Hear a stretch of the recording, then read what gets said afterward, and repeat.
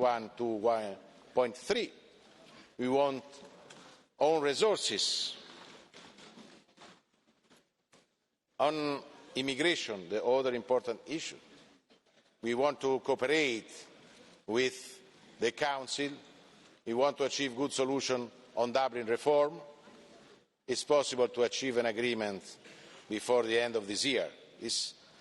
And also, if we want to achieve good solution on immigration, we need to invest more in Africa. We need a plan for Africa. We need more money in Africa against climate change, against terrorism, against poverty, in favour of growth. Not a new colonisation, but a new modern cooperation between Europe and Africa. For this we need also a European foreign policy with a European defence.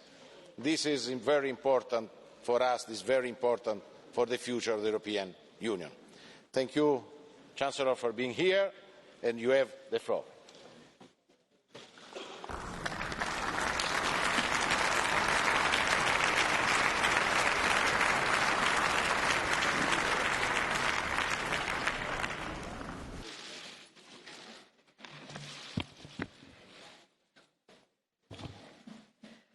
È aperto il catch the eye. The catch the eye is open. Sehr geehrter Herr Präsident des Europäischen Parlaments, lieber Antonio Tajani, sehr geehrter Herr Präsident der Europäischen Kommission, lieber Jean-Claude Juncker, sehr geehrte Damen und Herren Abgeordnete, liebe Kommissare, meine Damen und Herren!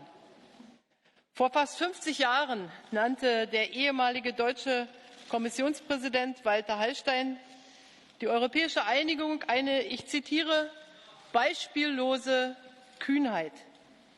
Das war 1969, 10 Jahre vor der ersten Direktwahl zum Europäischen Parlament. Damals steckte die Europäische Gemeinschaft noch in den Kinderschuhen. Viele unserer größten Errungenschaften, Schengen, der Binnenmarkt, eine gemeinsame Währung waren noch visionäre Projekte. Aber der Grundstein war gelegt. Und mit ihm foundations had been laid and hundreds of years of wars and dictatorships for the citizens of Europe were over, and for the first time they had a stable and peaceful future ahead of them. Today I'm here with joy but also with gratitude in front of the greatest parliament of the world.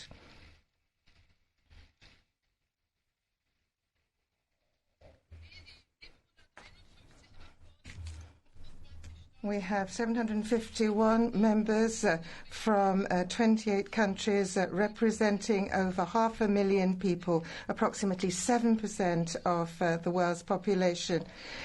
In this House, we feel the heart of democracy beating, carried out by 28 countries, and this describes something which is so important about Europe, its diversity.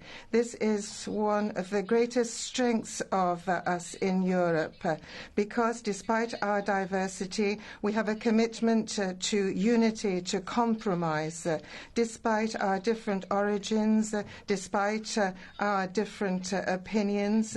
What we are doing here is to come to results which are to the benefit of our community.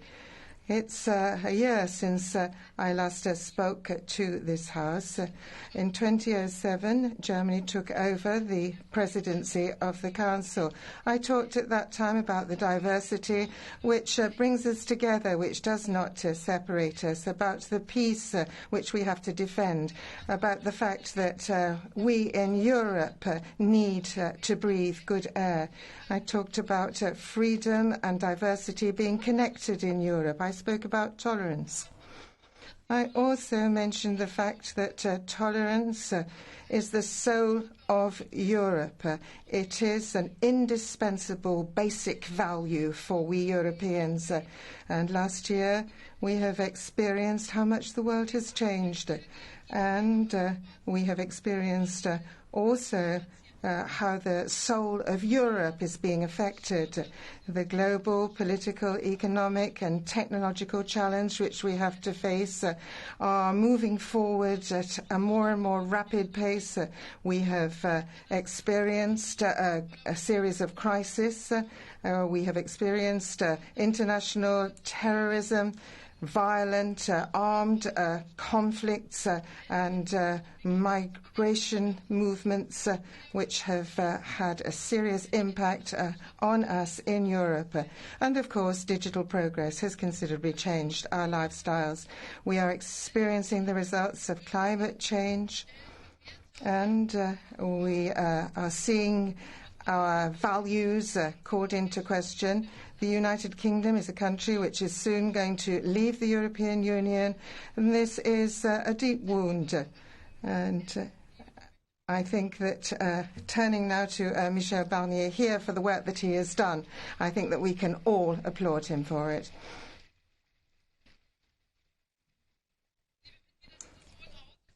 Dear members of the European Parliament, we are all realizing that it is very difficult, ever more difficult, to balance development, but also we are experiencing the fact that it's becoming more and more difficult to speak alone on the global stage to push our interests forwards, and thus it becomes even more important that we stand side by side as Europeans, and thus the European Union, more than ever, needs to respect both the interests of its own members and of others. We need to understand that tolerance is the soul of Europe, that it is an essential component of what makes us Europeans, and that only together with you can we develop to ensure that we also take account of the interests and needs of others as well as of our own.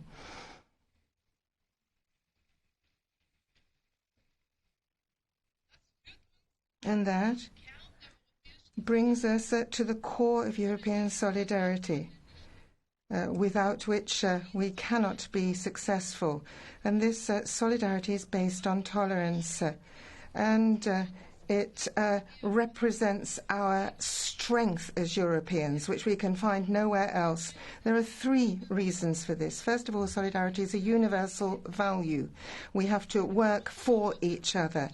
It is an essential prerequisite for every operation, for families, for villages, for sports associations, as well as for a community such as the European Union.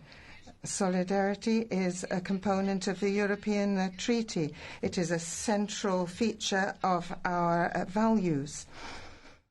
It is a cornerstone of Europe. It supports economic development and also helps us combat youth unemployment. We are faced either with terrorist attacks or other attacks on our values. We have the European crisis, the so-called umbrella, which was to cover us and help us and help to solve our financial problems. We have a few examples here which demonstrate how individual countries of the European Union and citizens of the European Union are in difficulties, but they do not stand alone. So we have a few examples of this, but on the other side of the coin, we have national issues which always have an impact on the community as a whole. Therefore, secondly, solidarity is always linked to commitments of the community. And the principles based on the rule of law in my country, the rights of the opposition and civil society are adversely affected if press freedom is curtailed. But state based on the rule of law and the rule of law in general is something which is not just national, but is for all of us throughout Europe. For Europe, of course, can only operate properly as a community which is based on law and when those laws are applied. If individually we try to deal with our problems, then we compromise the strength and stability of our euro, because our common currency can only work properly if each individual member shares the responsibility.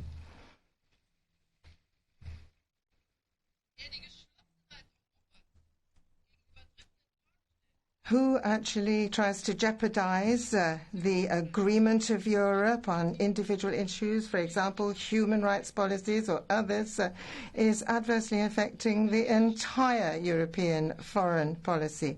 And Europe can only be a voice to the world if it works together. And that means that solidarity always means that we have to overcome national egoism. And I am well aware of this. I am from Germany, and I know that this has not always been the case. For example, in the years before 2015, we took far too long to realize that the issue of refugees was an issue for the whole of Europe and not just for Germany. And in order to understand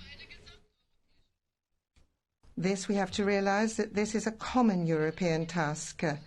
And thirdly, using solidarity for everybody means that we have to deal with our own interests with a view to others. We have to respect others, but this is not something that contradicts looking after our own interests. Quite to the contrary. For example, we need to work to combat migration problems with third countries. This is an issue which Mr. Tajani just brought up. We have to, at the same time, ensure that people on the spot have their living conditions improved, because it is often because of difficult conditions at home that they flee towards Europe.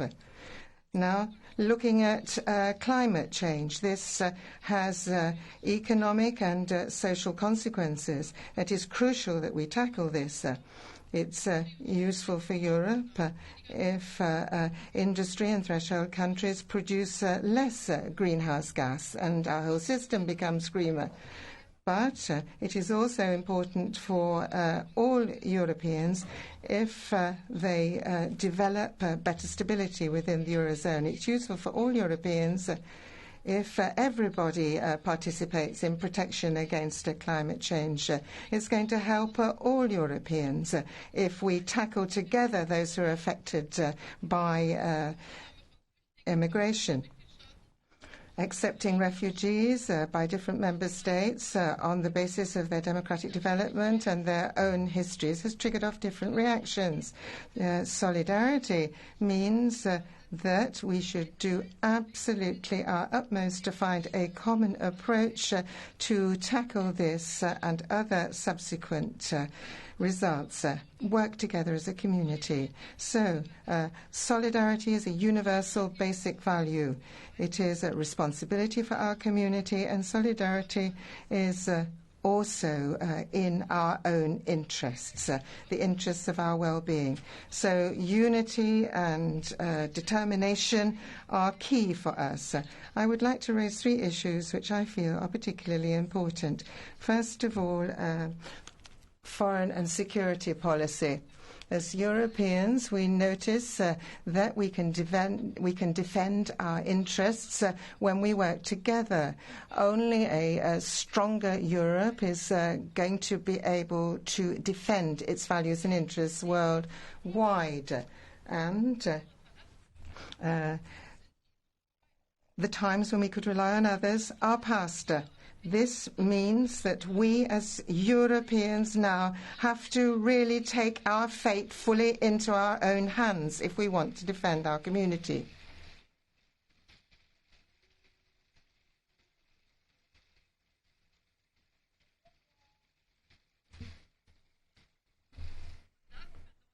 And that means that in the long term, we in Europe have to develop our foreign policy more. We need to think this through. We need to try and do without people working on their own behalf. for the benefit of our citizens. I have suggested that we establish a European Security Council with changing presidencies of the member states where decisions can be taken more rapidly. We have to create a European intervention force so that we can tackle issues immediately on the ground. We have already achieved cooperation in the military sphere. That is good, and we are going to continue to support this. But what we should do, and this is really important if we look at the developments of the past years, we have to work on a vision of one day creating a real, true European army.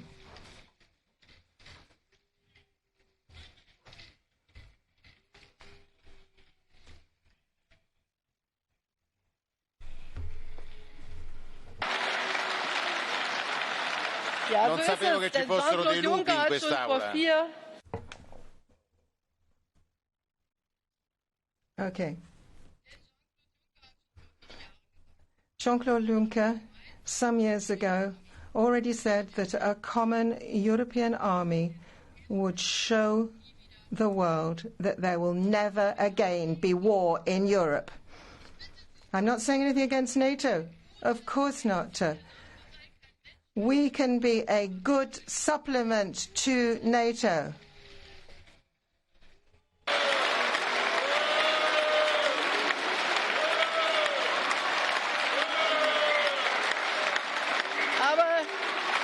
Aber liebe Kolleginnen und Kollegen, but colleagues,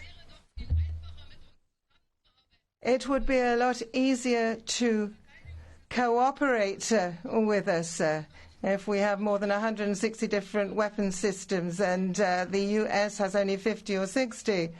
And if we had, we realize that all the different instances need training and education. And if we could work together and pool our efforts together, then we could work together with NATO, with a European army.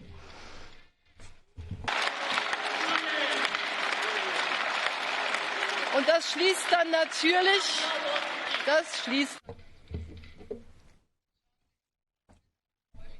I'm really pleased about this. This is great. I'm annoying some people. I'm in a parliament.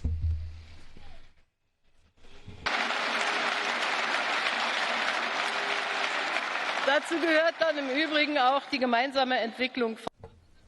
So we need the common development of armament systems within Europe, and this, of course, means a difficult task for the Federal Republic of Germany, because we are going to have to develop also a common European arms exports policy.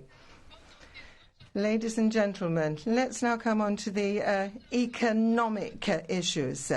This is the basis of our strength and is the prerequisite for our position in the world. Because if we're not economically strong, we're not going to be politically strong. And I am very pleased to have looked at Jean-Claude Juncker's plan, the investment fund, which has had a considerable impact over the past few years and has 500 billion euros invested up until 2020. 350 are already in the pipeline, and a good program for better investment is something which is really important. We've been working on it for a long time, and I think we should be talking about this now. The 350 million are a real contribution to improving prosperity in Europe. And of course, to a stable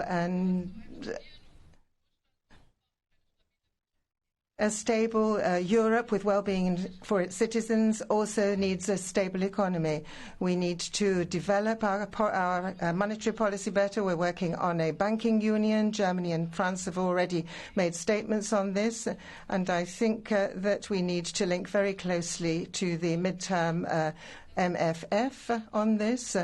We have to look at responsibility and control, a banking union, and then later a European insurance system. And this is something which is going to reduce the risks of national country governments, because, of course, what we're looking at here is something which is two sides of the same coin. But here, the European Council, at least Germany is on board, together with France, is going to be able to make more progress.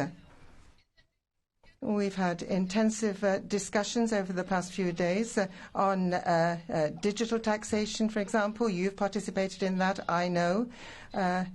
Germany is not asking whether.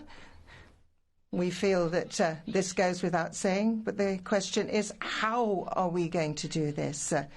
And I think that what is important democratically is to take the comments of the Commission on board and to look at how, in an international context, we can also get an international solution. We are looking at minimum taxation, but if that doesn't work, we can't wait forever. We are going to have to work on it in Europe independently. If we're honest with ourselves and if we look into the future and think about our lifestyle and well-being, we have to realize that it is not the same today as it was 100 or 150 years ago, that inventions always came from Europe. A lot of inventions and innovations now come from Asia and from the United States. And then, of course, we have to put the question to ourselves as to how, on our continent, we are going to determine the mobility of the future. We have to look at the fact that, for example, Chinese companies are investing in Germany. That's fine. But I want to make sure that we are stronger in Europe and that we want to be able to master the innovative technologies of the future. We have got the European instruments for this. We've got everything before us. We've got to look at quantum computing. We've got to look at the development of artificial intelligence. And this is still possible because we have a strong industrial basis in Europe that we can build upon. We have to avail ourselves of that. And research and innovation are therefore central focal points for our future well-being. And the third area, colleagues, which I should like to refer to, is immigration and refugees. During our crisis, we had to overcome many hurdles and come to a common solution.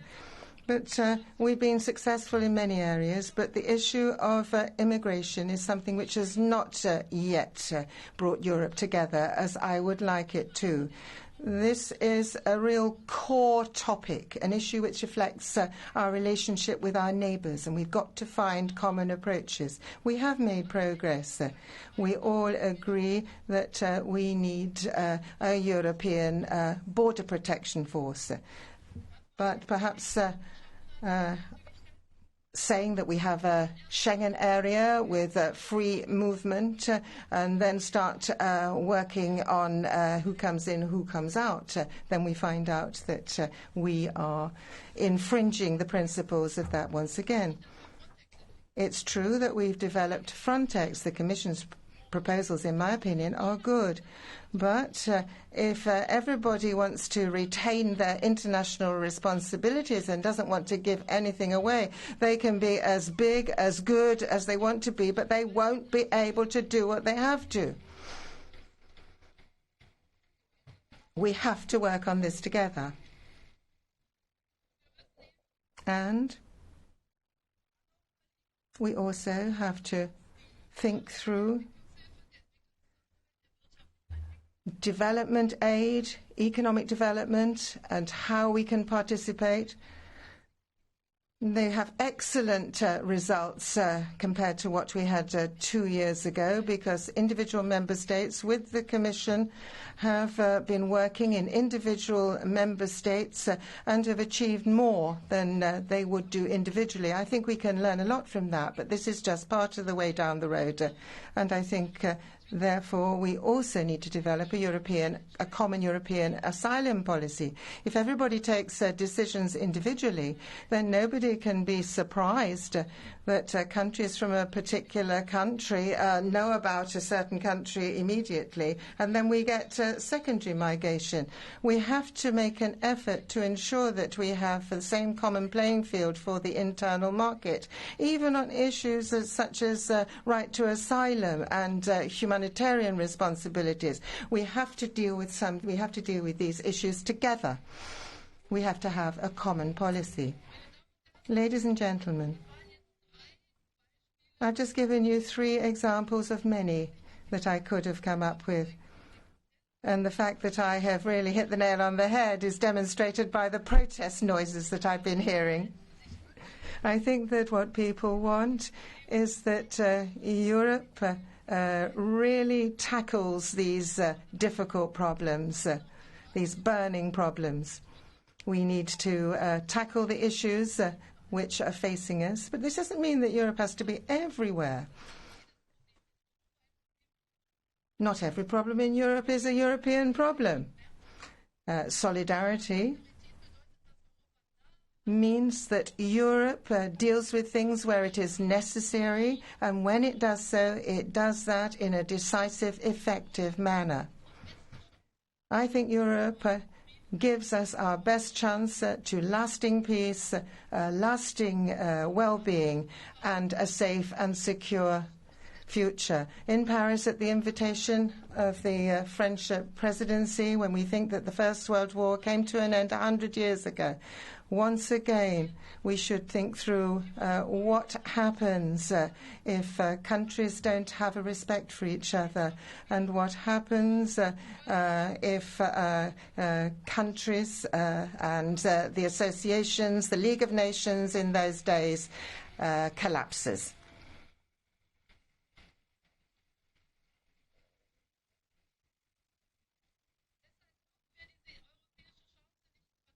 And therefore, we should not give up our European opportunity, because if we do, we shall adversely affect not just ourselves, but the younger generation. Nationalism and egotism should no longer have a position in Europe.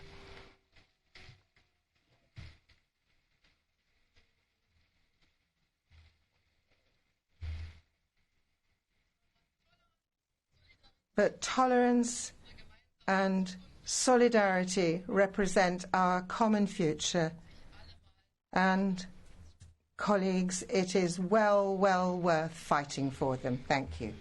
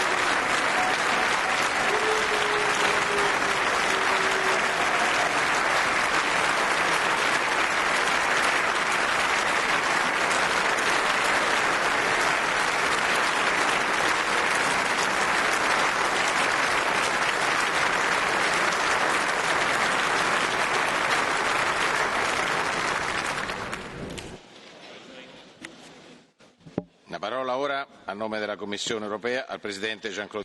And now I should like to call on Jean-Claude Juncker, the President of the Commission. Monsieur.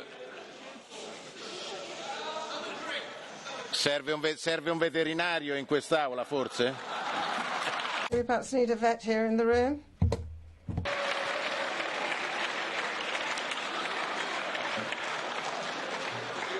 Presidente,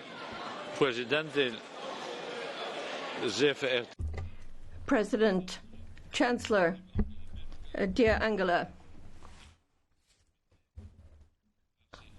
I am convinced of everything that you have said here is correct. I'm very impressed by all of the comments it made. I'm just surprised that some people are not here to listen to what you've had to say. Standing ovations for the Chancellor are easy. Are speaking and saying the very same things. So thanks to this House to have discovered the same dignity of equal nations in Europe. Monsieur le Président, aussi les commissaires sont beaucoup plus. President, there are also a lot more commissioners here than there were for some of the other speeches as well.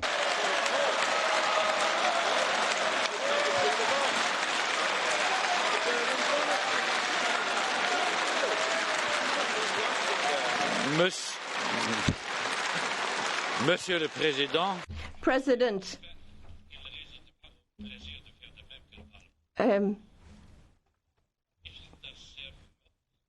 I was very pleased to hear what you said about multilateralism.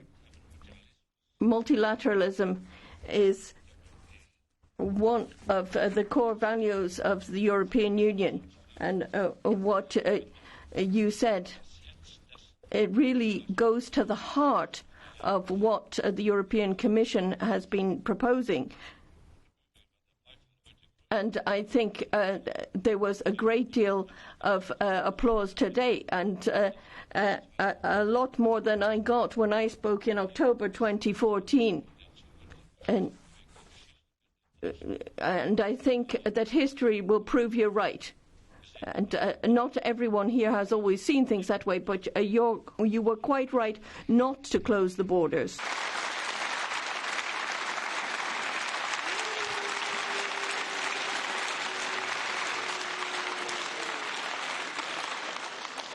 There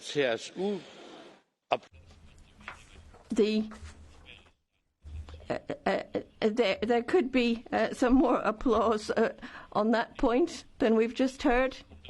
Now, on the issue of Brexit, we're swimming in the same water. I will just repeat that we do not want to punish the United Kingdom.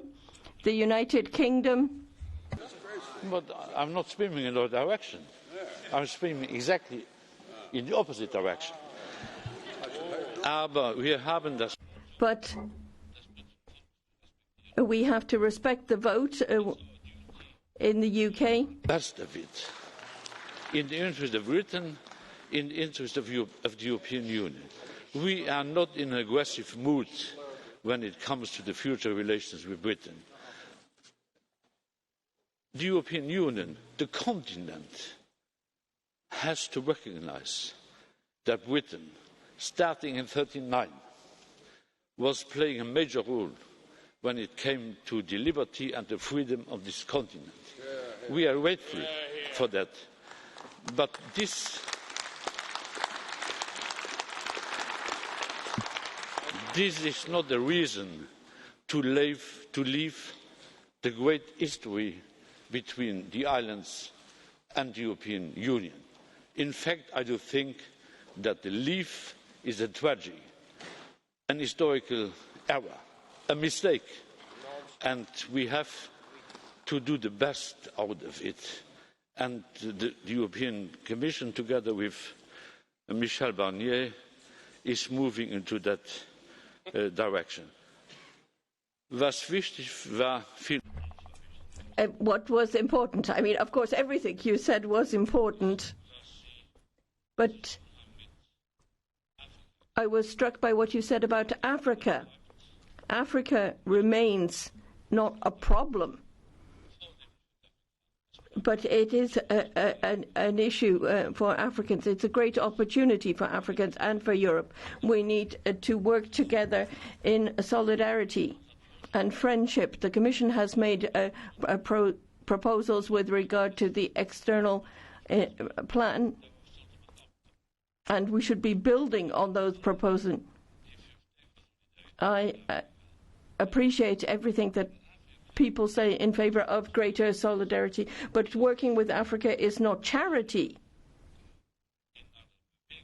It is being part of a movement but not wanting to do favors for Africa. We need a partnership with Africa between equals. Africa doesn't depend on us. We also depend on Africa. And so for that reason, we need to do more for Africa.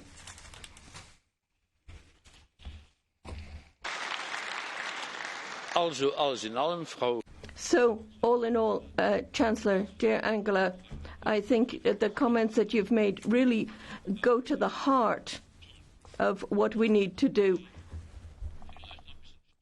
And perhaps there could be a little bit more support for all of the brave initiatives by the Commission on immigration, on Africa, on the Euro reform. And if you do even more than you have until now, you will be even greater than you are, and we would welcome that.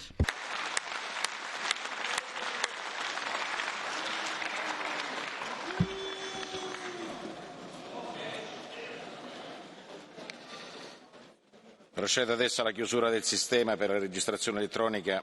I'm now going to close the system of electronic voting requests for Catch the Eye. So now we're going to have the intervention of the different leaders of the political groups. First of all, Manfred Weber on behalf of the European People's Party. Chancellor, President, ladies and gentlemen, if I could quote, the unity of Europe was the dream of not very many people. It was a hope and expectation for very many. And now it's necessary for all of us. This was Konrad Adenauer, the first Chancellor of, of Germany, who said this. And there is a very large portrait of Konrad Adenauer in your office, Chancellor Merkel, and he realized just how important the history of Germany, history of Europe is, and realized that things would only go well for Germany if there were these links with their neighbors. And the very pro-European stance of the current Chancellor, Konrad Adenauer, Mr. Schmidt, Mr. Kohl. On the basis of that, we've been able to do things which were unthinkable, perhaps, and a lot has been achieved.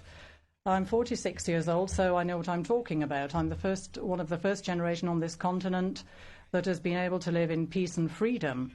And you belong to a generation that was also able to live in peace, but for a considerable length of your time, you were locked in behind the Iron Curtain. My grandfather was part of the war generation, so the unthinkable has actually managed to be achieved thanks to the German contribution, and I would like to send out heartfelt thanks to you, Mrs. Merkel, as the Chancellor on behalf of Germany. So we're thinking in terms of the work that has to be done today. Thank you very much for stressing the fact that being pro-European means that you perceive the problems that others are having. And if you take a look at the euro crisis, we know that in Germany you explained what the internal market means and you demanded solidarity with other countries. And then when it comes to the situation in Ukraine, when Russia changed the borders through military actions, the first time since the Second World War, you said that the Europeans have to stand together and give a firm reply, and that breaches of international law cannot be accepted. And then in the summer, in another speech, we said that it's not possible to close borders on a unilateral basis. You have to discuss these issues with your neighbours. And in order to come over problems on the basis of partnership, this is what you always preach, and I'd like to say thank you to you for that. But obviously, we're facing very many challenges, and perhaps I could say something when it comes to the method, not refer specifically to the content. In Europe, we need to have a new will to assume responsibility. If you take a look at the Council of Ministers, we know that the ministers that always vote in favour, very high rate, over 90%, but when they get back home, they start protesting, and I think we have to stop this game of apportioning blame. For example, in Spain, they don't know any really anti-European kind of movement, but that is because during the times of crisis, Mr. Rajoy, who was Prime Minister at the time, didn't point the finger at Brussels. He said that the Spaniards, so we have to take responsibility for our country, we have to do our homework, so we really have to stop pointing the finger, shoving the responsibility on Brussels when things go wrong in our countries. We have to recognise success stories. We've had very many people standing at the podium who've talked about the success stories in their own countries in terms of the economy. European Union is on that path as well. We have to stress the initiatives taken by the European Commission under Jean-Claude Juncker, and it's thanks to these initiatives that we are being successful. But we have to get the people of Europe behind us. If we're talking about methods and methodology, then, colleagues, I think Brexit has shown us that this whole argument, I want to have my sovereignty back, it works. It's very fruitful. And I think we do need a new approach. We have to take a look at this. We have to build a bridge between the decision-making process and the people. And it's not only a question of having the Franco-German axis, but we all have to work together. And this represents the European political map. It's Theresa from Greece, we've got the EPP, we've got the Front National in France, we've got all the political parties, movements represented here. And when we take decisions, when we discuss issues at the heart of European democracy, then it has to have consequences. And only a few months ago, we were talking about various issues. We know, of course, that negotiations are going to be difficult in the future, and we have to take these kind of decisions that across parties and show decisiveness across parties, that we're an important chamber, but we don't have the right of initiative. We know, of course, that the Lisbon Treaty is a major task. You know that I have been appointed Spitzenkandidat on behalf of my political group, and if I were to become president of the Commission, then I would also want to ensure that there is indirect initiative, right of initiative of the European Parliament, so the European Parliament does get the right of initiative and has its say. Honourable members, ladies and gentlemen,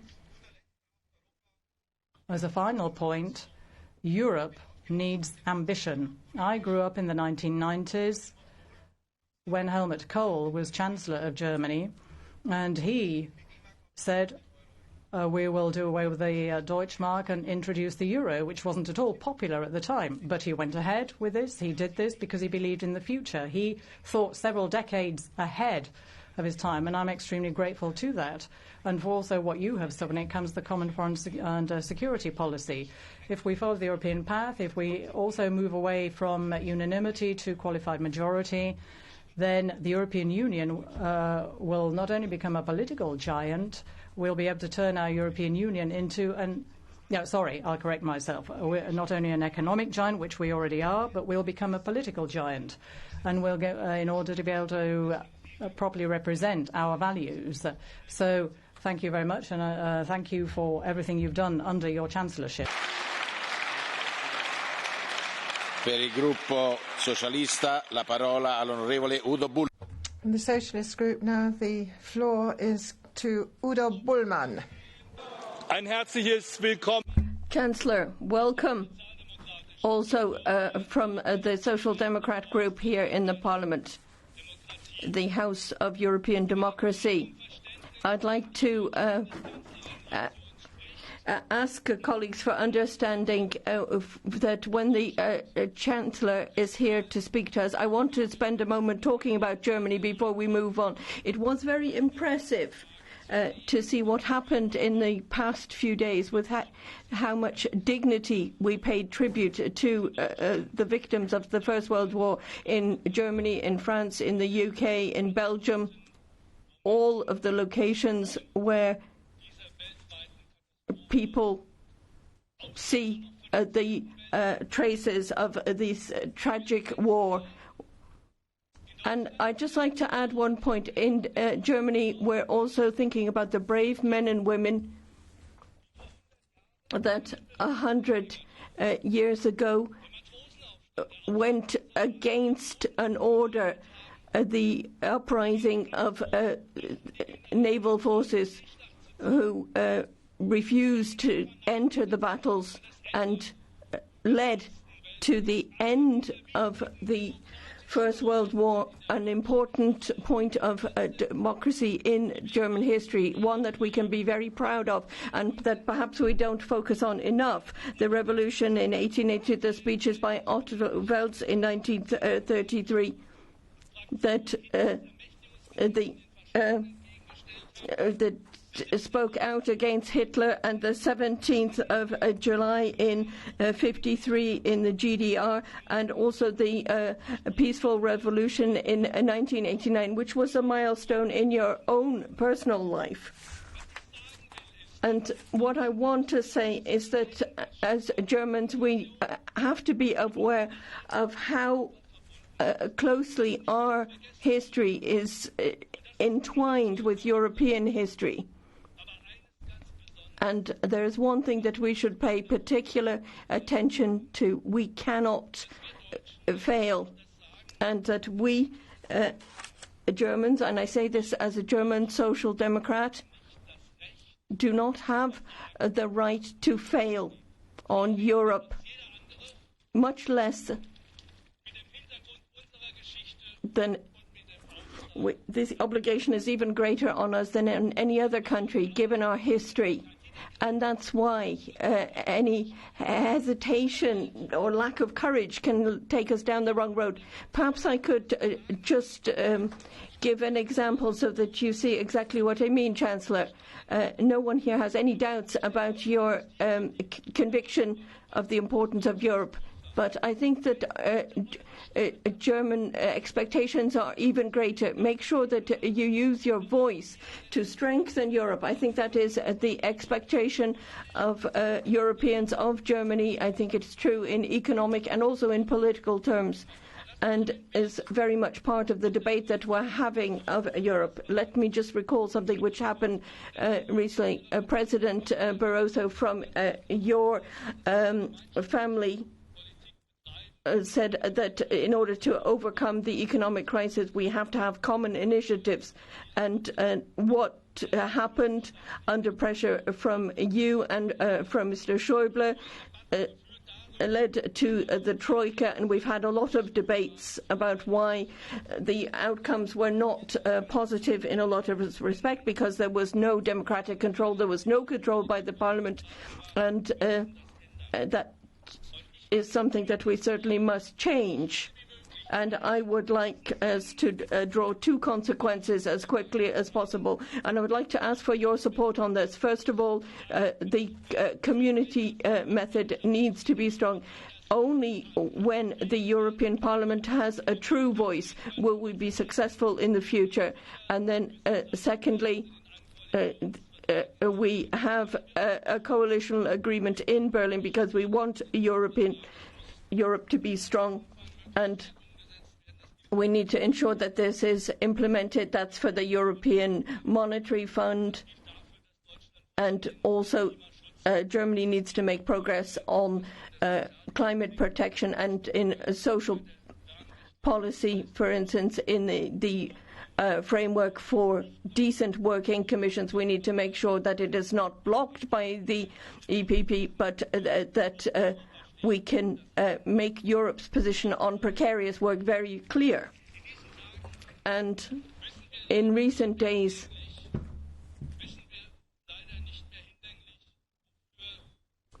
we don't know exactly what the EPP is in favour of. Is it the EPP of Commission President Juncker? And I think this is going to be a problem for Manfred Weber. Or is it the EPP of the political speeches? Or is it the EPP of President Kurz, who is currently turning his back on the migration pact of the United Nations, which I think is scandalous and having an impact on the border? Or is it the party of Mr. Orban speaking out against retribution? What are the principles of this party of Adenauer and Schuman? What is their political discourse? We should invest all efforts to help Europe to move forward a fair Europe of solidarity in which everyone has opportunities. And for the men and women in my group, Europe is not just a place on the map. It's a question of our convictions. It's tolerance. And I'd like to thank you and wish us all the best for our work, because there's still a great deal to be done. Per il gruppo dei conservatori e dei riformisti. Now, on behalf of the European Conservatives and Reformists Group, Mr. Legutko has the floor. Chancellor, it's a privilege for us to have you here.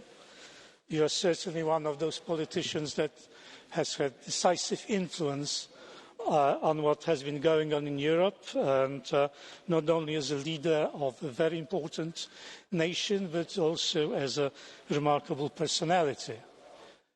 But precisely because of your exceptional status, I'm taking the liberty of sharing with you some of my concerns that I have about the European Union. You are a very powerful person. You make the basic decisions in Europe. You anoint people for top positions within the EU. Even here in the European Parliament, when you want to do something that your government does not like stopping Nord Stream or curbing Jugendamt, there are always innumerable obstacles popping up.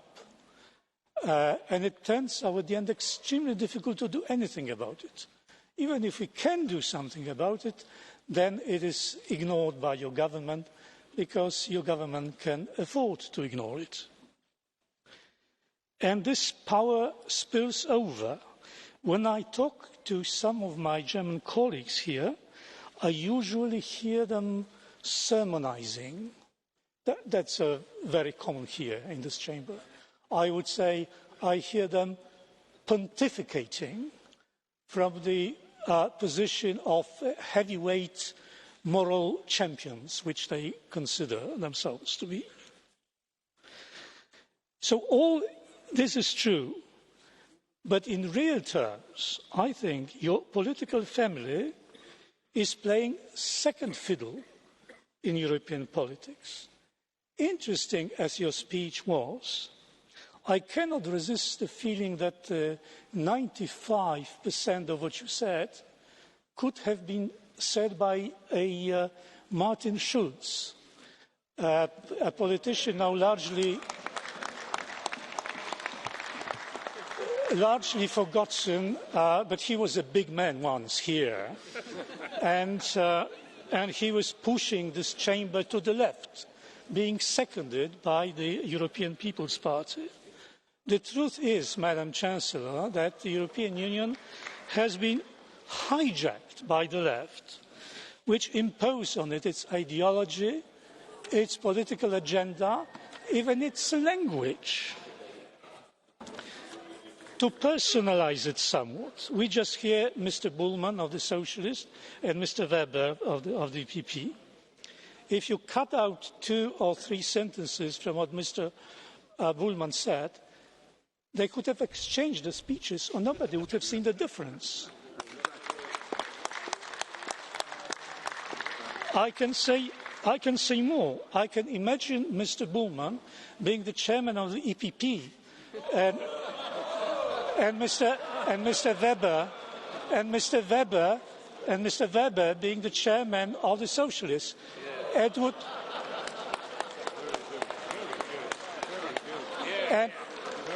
And it wouldn't make the slightest difference either. I would say more. I can imagine Mr. Verhofstadt taking both positions.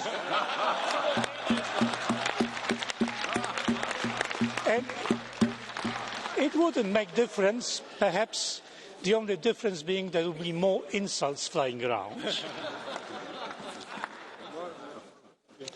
But so much for diversity. the immigration crisis, which cost you so dearly, Madam Chancellor, is just the tip of the iceberg. I will not be telling you about the tradition of German Christian democracy. You know more about it than I do. But what happened to it? Where has it evaporated? The portrait of Konrad Adenauer in your office is not enough. Where is your Christian democratic vision of what Europe should be like? Why is it that you and your political family passively observe as the EU has been turning into a political bulldozer of social engineering? This creeping centralisation, these so-called harmonisations through the back door, more and more obscure power structure. The more big institution you make, the more power structures become obscure. I mean, that's an elementary truth about politics. Everybody knows about it. The abysmal arrogance of the EU official. The awful ideology oozing from almost every document written in a horrible newspeak, new strange institutions, chronic violation of the treaties, all this supposedly leading us to a radiant future of Europe. But this radiant... Could I please continue? Thank you. But this radiant future is a left-wing fantasy, and I do not want to live in a left-wing fantasy. And I'm sure, Madam Chancellor, you do not want to live there either, even if it is ruled by heavyweight moral champions.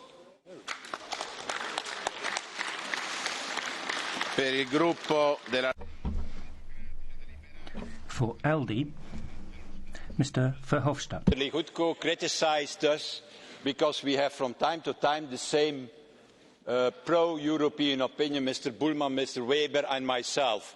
Well, I'm proud on this pro-European majority that exists in this House, Mr. Legutko. I'm proud on that, to make part of this meeting. You have spoken 6 minutes, and I don't know even what your position is in the meanwhile, in these 6 minutes. The only thing what I know is that you are against Europe, but that was not new. That's every time when you interfere. Chancellor, the last time that in Europe a university was closed, that happened 75 years ago. That was in November 1943. That happened in Norway, where the University of Oslo was closed, and officially because a part of the building was burned. But the reality was that the occupying Nazi authorities were determined to suppress the continuous calls for autonomy and for academic freedom by the authorities of the university. That happened 75 years ago. I tell you this story, Mrs. Merkel, because within 2 weeks' time from now, and that will be on the 1st of December, the same risk to happen in our own European Union again. This time, not in Oslo, but in Budapest, in Hungary, where a reputed university, the Central European University, the CEU, will be forced to close its doors, and everybody knows why. Because it is a part of a personal crusade, even full of coded anti-Semitism, of a man, of Mr. Orban, against another man, the founder of the university, namely Mr. Soros. I have a question to you. My question is, when will you and your colleagues in the Council put finally an end to such shameful and scandalous behaviour in a value of the European Union?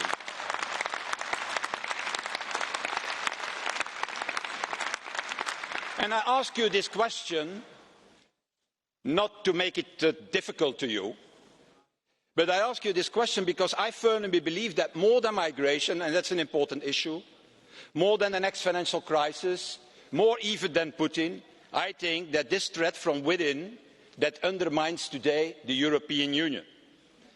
And we got already a fatal division in the past between North and South during the Euro crisis. We got already this wound of Brexit that still is a wound. And we risk now even a more devastating split between the East and the West. In fact, a little bit going back to the Iron Curtain and to the Berlin Wall.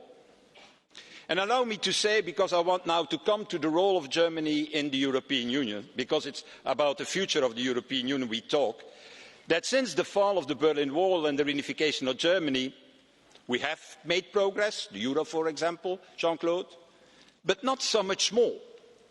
Because since the reunification of Germany, dear colleagues, Germany, it's true, became the most powerful member state of the Union, most powerful in population, most powerful in economic wealth, but naturally with more economic power, with more political power comes also more responsibility. And certainly European responsibility.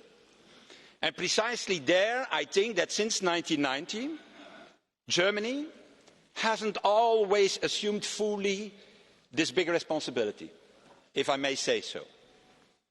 In a certain way, I understand also what happened, as the country was preoccupied with something so historical and so emotional as the reunification of the country, the integration of a bankrupt communist state in the Bundesrepublik. And that was an enormous endeavour. By doing so, all the energy, all the efforts went in this gigantic task. But by doing so, and that's my point, my message that I want to give, Chancellor, by doing so, the more traditional, the more, how I call it, the post-war German ambition, so typical for Adenauer, so typical for Genscher, so typical for Kohl to build always an ever closer union on this continent, lost traction, lost also energy. The debate in Germany on Europe, if I may say so, and it is not a criticism, it's a fact, narrowed far too much to a discussion about what? About Kompetenzabgrenzung. I remember such many of the discussions with your predecessor, Mr. Schröder. Or about Steuern. That was the debate in Germany. Steuern. Taxes, belastingen, if you don't. Steuern, yeah. So 2 weeks ago, Chancellor, you announced that after this mandate, you will quit politics. But let me encourage you to use, nevertheless, the period and the coming months and the coming years. And why? Well, to do and to put Germany back on track, I think, towards this ever closer union. And I think your intervention of today is certainly a step in that direction. We need a leap forward again with Europe. We need the relaunch of the project so that we can face the challenges of the world of tomorrow.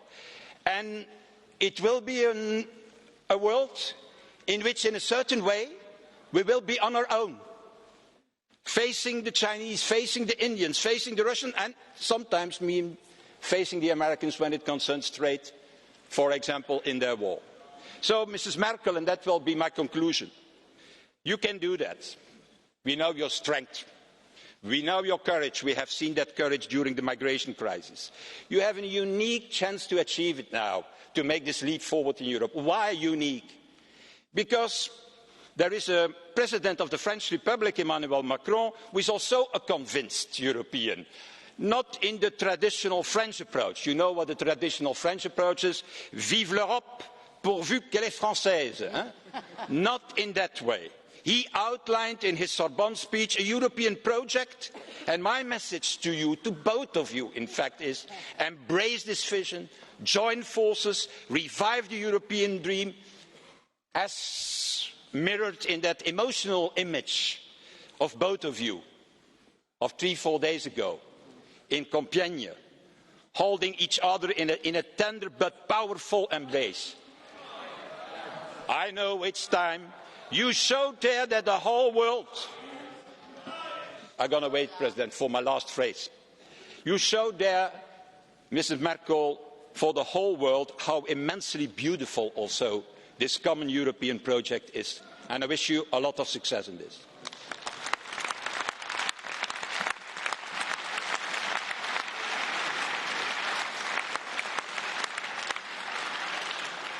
Vi prego di rispettare. Could I please call on speakers to respect the allocated time? Because if the first spokesperson for a group speaks at too much length, there won't be so much time for the other representatives of the group. Ska Keller. Thank you.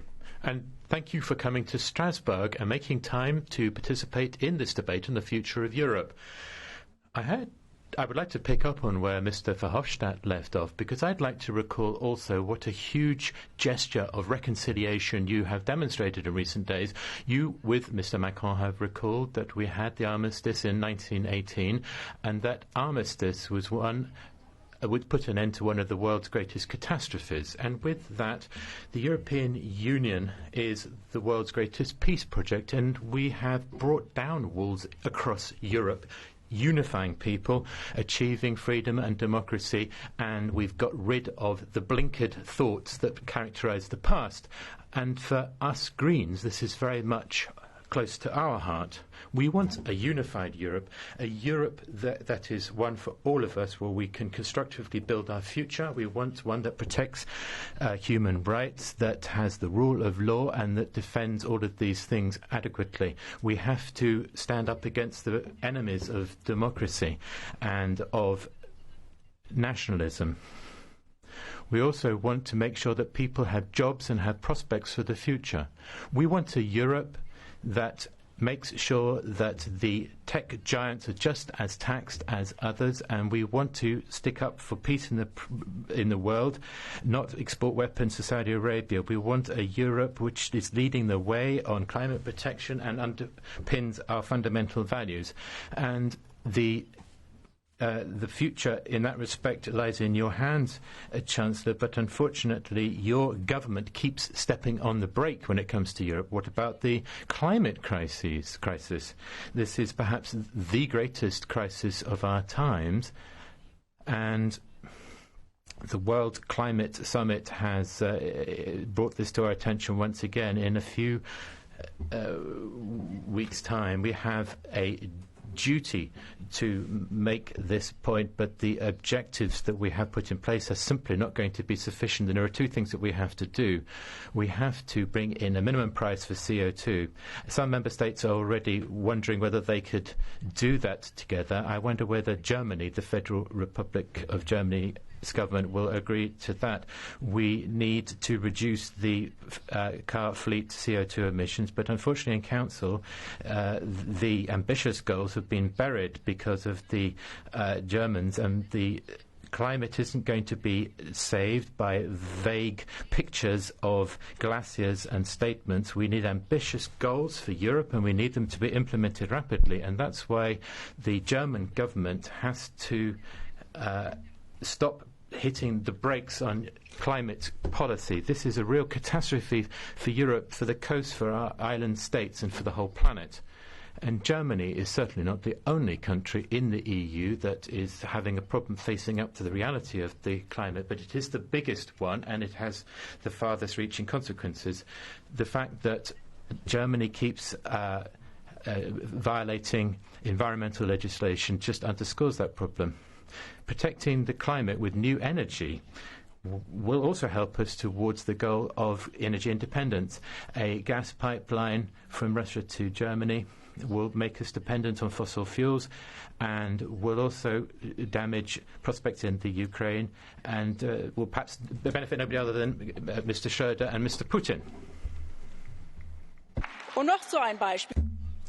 One further example, the Eurozone. We know now that the Eurozone isn't as stable as it should be, and we've known that for 8 years. What's happened? We've got half a banking union, we've got a bit of a stability pact, and I'm sorry, we've got a little bit of an investment fund. It could grow bigger, but it's simply not enough. We've seen cuts in social expenditure, and this isn't going to lead to a strengthening but a splitting of Europe. This House has said what needs to be done. The Commission President has made proposals, and the French President too. You don't have to like all of them, but simply sticking your head in the sand and hoping things will sort themselves out is actually a failure to face responsibilities. Why not get together with Mr. Macron and the other colleagues around the table and come up with a reform proposal for the Eurozone? Why does Germany not speak out, it's something that affects the whole Union. Then tax justice. Once again, the German government is blocking with the Netherlands, Austria, and others who support and have tax havens remaining in the EU are blocking this and making it possible for people to exploit tax loopholes with 70 billion euros a year evading the treasuries, and we have to stop blocking progress. So we need to stick up for a stable Eurozone, a protection of the climate, and tax fairness. And if the biggest state is hitting the brakes, then we're not making any progress. We need somebody to speak up for Europe. Now, you said that it would be worthwhile Europe making an effort, and if so, then you need to act now. Otherwise, you will not be true to your words. We need impetus. We need people to move forward. We need symbols. We need practical examples, and we need to be bold. Thank you. Per il gruppo confederale. Confederal Group of the European United Left, Nordic Green Left, Ms. Zimmer. Thank you, Mr. President. Madam Chancellor, 100 years after the end of the First World War and more than 60 years after the signature of the Treaties of Rome, which we celebrated last year, the process of European integration ought to be more far advanced than it is. We should have overcome this national sentiment and selfishness, and this should be a thing of the past, as should bloodshed. But I'm not sure that this does go so much without saying now. When we talk about needing to breathe new life into the European dream, I say yes, but please in such a way as that dream does not become a nightmare. And I want to return to some of the points that I would like to stress on behalf of my group, because we see reality somewhat differently from what you have described. Chancellor, you know that we talk about resurrection out of the ruins, turn to the future. Our motto should be never again war. We should be creating peace with fewer weapons. We should be forging our swords into plowshares. This means that we should be opposed to any kind of rearmament, any kind of arms race at any time. In your 13 years as Chancellor of Germany, I'm afraid I have to ask you, what have you done in order to ensure that German and European arms exports do not export to areas in conflict? In doubt, it's always the interests of the arms businesses that take precedent over the need to protect peace and human rights. And I will also disagree with you on another point and say clearly, please don't follow Macron down the road to a European army, to a military union. Bear in mind that some other EU countries sit with a finger more happily on the trigger than Germany should ever be happy with.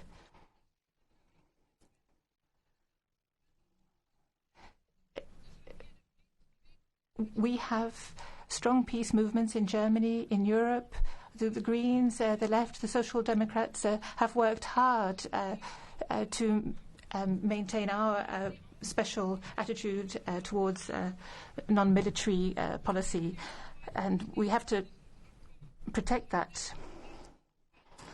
We need to do everything that we can to stop the superpowers tearing up arms agreements, non-proliferation agreements. We need to ensure that no European weapons are delivered to conflict areas. And we call on you, finally, to allow the social union to be established. It's wrong what you said some years ago, which is that social policy is the preserve of national governments. If we do not manage to create the social dimension of the EU, a social union instead of a military union, then it is possible that the far-reaching consequences will happen, not just Brexit. And I don't want to see that. As Chancellor for the Climate, you have an important role to play. It's a question of minimum standards, minimum ecological standards. We call on you to overcome the deadlock in the Council. All the things that have been said about that are very important.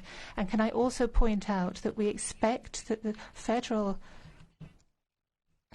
government, when it comes to the country-by-country reporting, should play a different role. It's a question of stopping tax evasion, tax fraud, stopping big multinationals evading tax altogether so that we can use that money for things that are desperately needed. You've talked about the community method, which involves the Parliament. But that has been replaced by the intergovernmental method, and that's partly due to you. And so we call on you to reverse that. Please do what you can to ensure that the European Parliament can share responsibility for these important tasks, that not everything should depend on what agreements can be struck between two member states, one of whom is perhaps dependent on the other. That doesn't strengthen democracy, and that doesn't strengthen trust. As regards the way we treated Greece, there is no excuse for that, Madam. And even if Wolfgang Schäuble was perhaps playing the role of Mephisto in all of this, you allowed yourself to be misled, taken off the right path with regard to Greece. The austerity policy, the dictates of cuts, that was following the advice of Mephisto. The results were an erosion of social standards and fundamental rights in Greece, and that led to an enormous loss of confidence in Europe as a result. So please correct that. We need to put an end to any kind of austerity policies, and with a view to Italy, I can only recommend this. Yes, there was a proposal from the Bundesbank to force the rich to pay off Italy's debts. That's good. That's redistribution from the rich to the poor. Let's implement that everywhere. Then we don't have to ask ourselves the question of whether that's possible under the Maastricht Treaty or the Fiscal Compact. That would give us a good basis to make funds available for education, for social progress, for more of the things that we need. And on refugees, you won a great deal of recognition worldwide for the position that you took on keeping the borders open. But then why are you closing your eyes to the people drowning on a daily basis in the Mediterranean? You also need to be committed to ensuring that we have legal means of migration so that we can offer solidarity, that we as a European Union can actually put in practice the values that we preach. Thank you.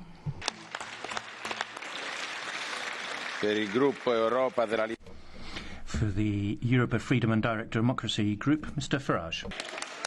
Well, Mrs. Merkel, many of my Eurosceptic colleagues have been booing you this morning, but they shouldn't be in a way, because the British should be cheering you. Without you, we'd never have made it over the line with Brexit, and I want to thank you very much for that. And of course, many of these Eurosceptic groups on the right, the centre and the left will come back here after the next European elections in huge numbers, directly as a result of your immigration and asylum policy. Your weak and cope led to a huge migrant tide, indeed a stampede, that came across the Mediterranean. Young men coming from very different cultures who were not going to integrate. Young men, none of whom would have qualified as being genuine refugees. And I think in many ways, we looked at it in the referendum and we said, we don't want to be part of an increasingly German-dominated European Union, and we certainly don't want to pay the price for Mrs. Merkel's errors. And I believe, having heard you today and listening to senior French politicians over the last couple of days, that for us leaving the European Union is now indeed a liberation. It's a European Union that we're told is now to become an empire, a militarised European Union, an undemocratic European Union, a European Union that seeks to continually expand to the east, a European Union that has launched a new Cold War against the United States of America, a European Union that tries to rewrite history. And I think 100 years on from the armistice, we should be genuinely worried. The idea that this new militarised union is somehow a recipe for peace, I suggest you all sit back and think a little bit more carefully. Maybe you should all reread history. The European project was set up to stop German domination. What you've seen today is a naked takeover bid. So I think Brexit becomes a necessity after this. And for the rest of the countries, Mrs Merkel, you've had a long, successful career. But your political decision to open up the doors unconditionally is the worst decision we've seen in post-war politics in Europe. Is it not time for you at last to admit that you were wrong? Is it not time for you to say to German communities and many others, I'm sorry for what I've done to you and the problems I've inflicted upon you for many decades to come?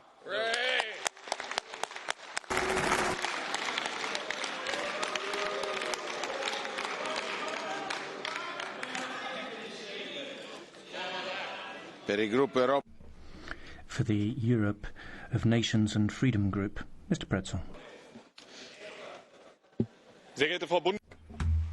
Chancellor, President, colleagues. I think we're unified by many things in Europe, but we seem to be separated also. We are home to a family which is characterised by a successful economic model and scientific model. And, Chancellor, you are the past of Europe, and you are saying also adieu today. And I think it's rather strange, therefore, to tell us something about the future, because this isn't an empire. This is a union of nation states. We've had misuse of the economic criteria. We've had the bank problems. We've had all sorts of issues. And in all of that, you've had a rather naive and childlike morality about economic responsibility that has to be taken. German policy has characterized European traffic and transport policy with its coal policy and nuclear policy, and been rather naive about saving resources. The German government policy has Christian identity at its base, and the removal of children from the biological parents, removing them from the classic role of parents to bring up their own children. And you, in all of that, have been rather naive in violating the Christian principle of the family and the laws of nature. German government policy has faced up to and tolerated a huge migratory flow, and it started off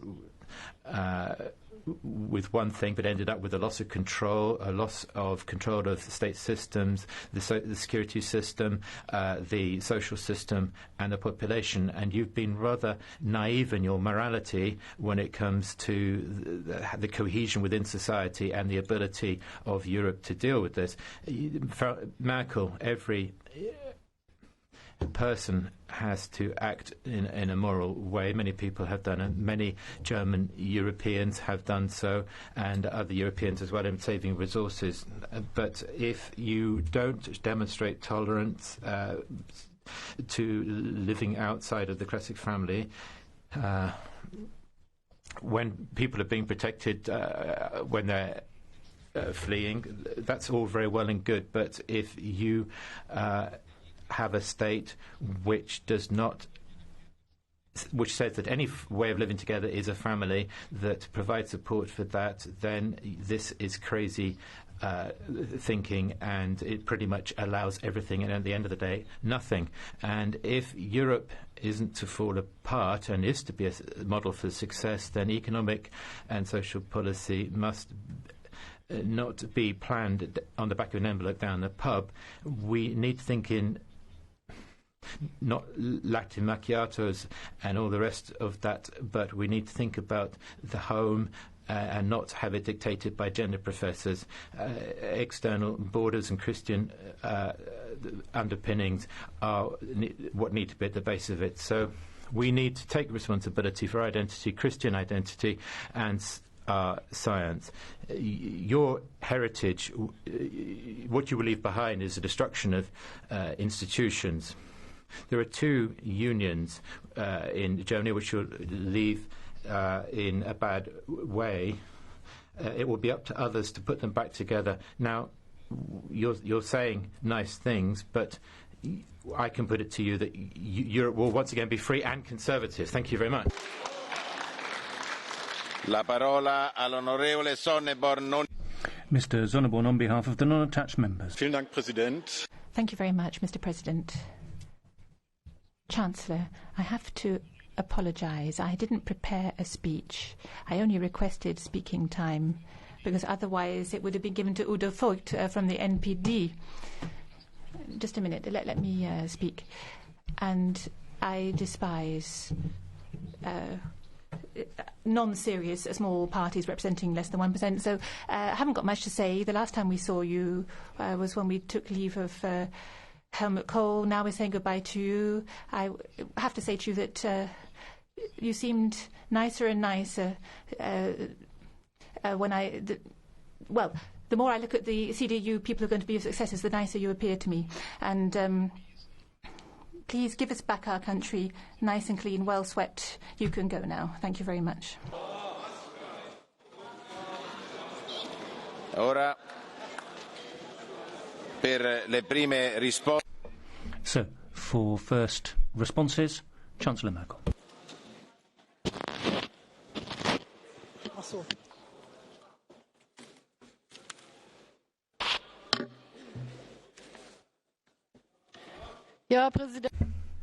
Mr. President, let me start by expressing thanks to colleagues who have expressed their views and replied to my speech, to Manfred Weber and Jean-Claude Juncker, who both mentioned the topic of Great Britain. Let me say, certainly as I see it, I think it is extremely important, the spirit in which we deal with the leaving of Great Britain and accept it and determine it. I accept the decision of the people of Great Britain. It must be respected, and Michel Barnier and Jean-Claude Juncker are to be thanked because I think the spirit in which we are setting about this will decide for decades the way in which we will be able to have a partnership. And UK has shown via Theresa May that they wish to be part of Europe. It will come down to having shares of cooperation, areas where we can cooperate, and that is exactly what we want to do. I'm saying that certainly as far as the German government is concerned. Now let me pick up some of the topics that were mentioned. One topic which I think Mr. Legutko is important is the fact that Germany is a country with 80 million citizens and is economically strong, and perhaps we have to be a little bit more careful than others when we represent our own interests. But we do have interests, and we do not agree with everybody always, and neither do you with us. Let me point out that there's about 90 cases before the European Court of Justice, and we have accepted all of the judgments, even the ones that didn't suit us. And we know that there are differences of opinion. My friends in the EPP are of a different opinion than I am on Nord Stream.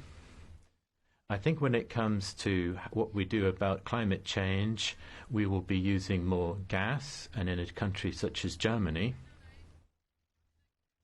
that is not going to have nuclear power at all in some years' time, and is concentrating on renewable energy for the future and is making a very considerable contribution to protecting the climate in that way. But that we know at the same time, if we're going to leave coal behind, we're going to use gas for a bridging period, and the gas imports need to be diversified. But we won't exclude Russia as a source, and I'm very keen to ensure that Ukraine as a transit country doesn't come off badly, but whether it comes via Ukraine or North Stream or South Stream, these are Russian gas molecules, and Europe won't be able to be independent of Russian gas. It needs to diversify its sources. So Germany is going to be building an LNG terminal so that we will be able to deal with other possibilities for gas imports if some of the others dry up. But we are going to be getting out of nuclear. We're going to be stopping coal. We do need renewable energy, but also a part of that needs to be gas for a period. Secondly, the community method and the intergovernmental method, these have been mentioned. I would like to say that the community method, as far as Germany is concerned, has always been strengthened and will always be strengthened. But in the European Council at the moment, we're in a situation where it's almost a motto that the European treaties can never ever be changed. Let me be frank with you, that if you're going to align yourself with that thinking, then Europe is going to become sclerotic. We have a community which faces new challenges and must react to them and must therefore be able to face the future with treaties that can be changed. And I simply do not accept and cannot understand that you would have a motto that you would never change the treaties.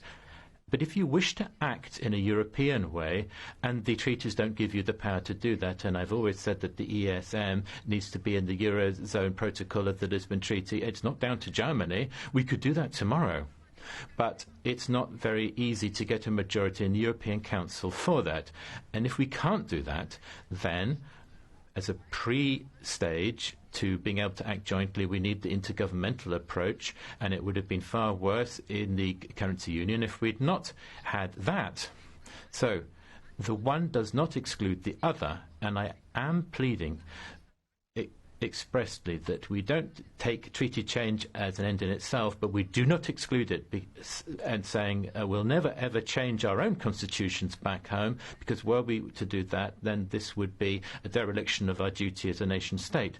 That brings me on to the point that was mentioned by quite a few groups and would appear to be mutually exchangeable. You know as well as I do that this is the case, but if you've got a constitution or a basic law, as we do in Germany, then you have to have two-thirds majority for it to be adopted.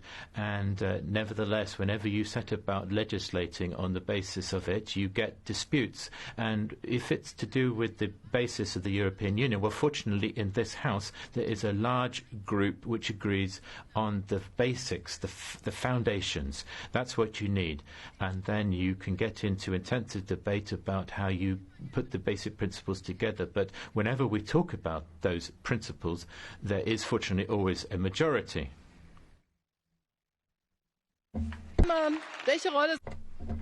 Now, what role is to be played by Germany? You want us to do two things at one and the same time. You want us to be visionary and lead the way with France, for example, but of course also guarantee that the vision is close to reality. So the European Council with 28 and future 27 will adopt things unanimously. Now that is a tension between vision and feasibility between member states. And that must not be a growing gulf. At some point you have to enter into the realm of reality and achievability.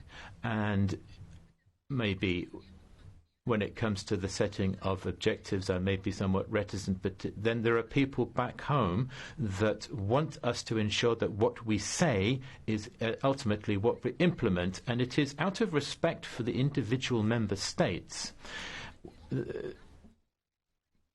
When weighing up what is to be done, I have to think about the possible, trying to factor all of that into my thinking. Otherwise, visions and my own conceptualization, and I've been talking just a moment ago about changing the treaties, so that could be a vision, and reality is a growing gulf. And as far as I'm concerned, Germany has always played a role in bridging that, having ambitious goals, but at the same time making sure that there is respect for others who do not always wish to pursue the same things. And that is also part of what this EU is. A word now on migration. I've also got a limited speaking time, so let me move on to that. Migration. Now, we are all proud of our values. This is what Europe has been founded upon. Article 1 of our basic law in Germany talks about the inalienable nature of human dignity. But on our doorstep, there's a terrible civil war, and there's a huge challenge facing us with IS and Islamist terror. And Mrs. Zimmer, let me just give you one example in G7 to illustrate what the German government was thinking about when we supported the Peshmerga with weapons to avoid a genocide. And we decided that we would support them. And I think that was the right decision, even if it was not an easy decision to make. And I will continue by saying this. We have a close migration partnership that's been established with Niger. It's one of the poorest countries in the world. There are terrorists coming in from Mali because of the failure of the international community in Libya. They have armed with weapons, the terrorists in Boko Haram from Nigeria as well, and the president of Niger. We say we could imagine training them, we could imagine doing some expenditure, but when it's a question of arming them to be able to fight the terrorists, well, Germany, I'm afraid, is not going to be part of that. The World Bank is not part of it. And we in the European Development Aid community have all stuck our heads in the sand. We don't get anywhere with that. And I think it's always better if African soldiers are prepared to fight their own terrorists. And we support them, but that's the way it has to be done. Und dann sagen wir. No, we say, well, our French friends will deal with that. That's just not honest. Now, further on migration, there's been a civil war. There's still a civil war in Syria. There's terrorist Islam. And we've got 6 million refugees from Syria and Iraq, and maybe 6 or 7 million people in Lebanon have been taken in by Lebanon and Jordan. And we said at the start of the legislature, and I think I got this wrong, we didn't pay sufficient attention to people having at least $1 for eating and some form of education in these refugee camps. And the refugees came to us because they needed to save their lives. And now the whole of Europe, 500 million people, have said in the face of the 6 million Syrians, Iraqis, we've taken 1.15 million, and we've helped them in a very dramatic situation where many Europeans were helped in a similar way in previous times. Do you really think that that is something which has put us in a position of being unable to act?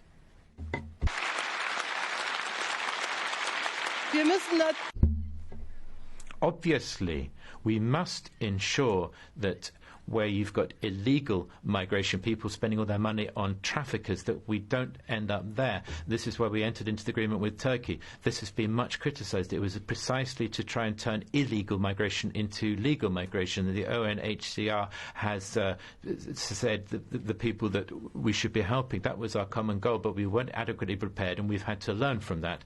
So we've founded Frontex, we've got the Sophia project, we've got a partnership with Africa, we've built up the Coast Guard of Libya in Palermo. There's a Libya conference, and my only desire is that we would have a uniform Libya policy in Europe so that the people don't get two different stories being told to them. But there where we have not been sufficiently committed, we can actually learn from the past, and I think now we need to look up, say, we've learned from our mistakes, we will do it differently, and this partnership with Africa is precisely part of that.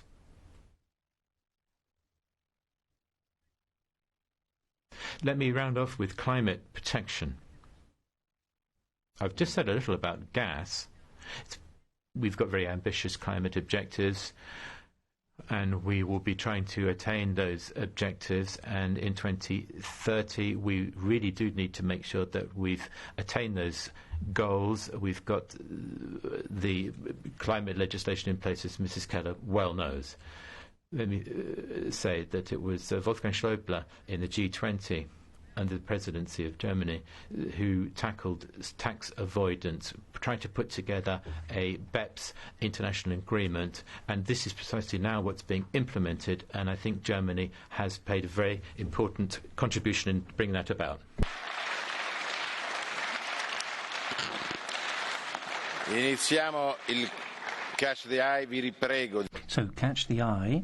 Now, please do respect the 1 minute speaking time each.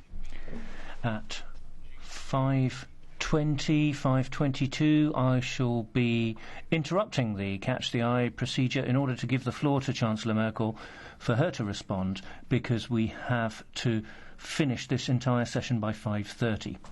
Mr. Caspary.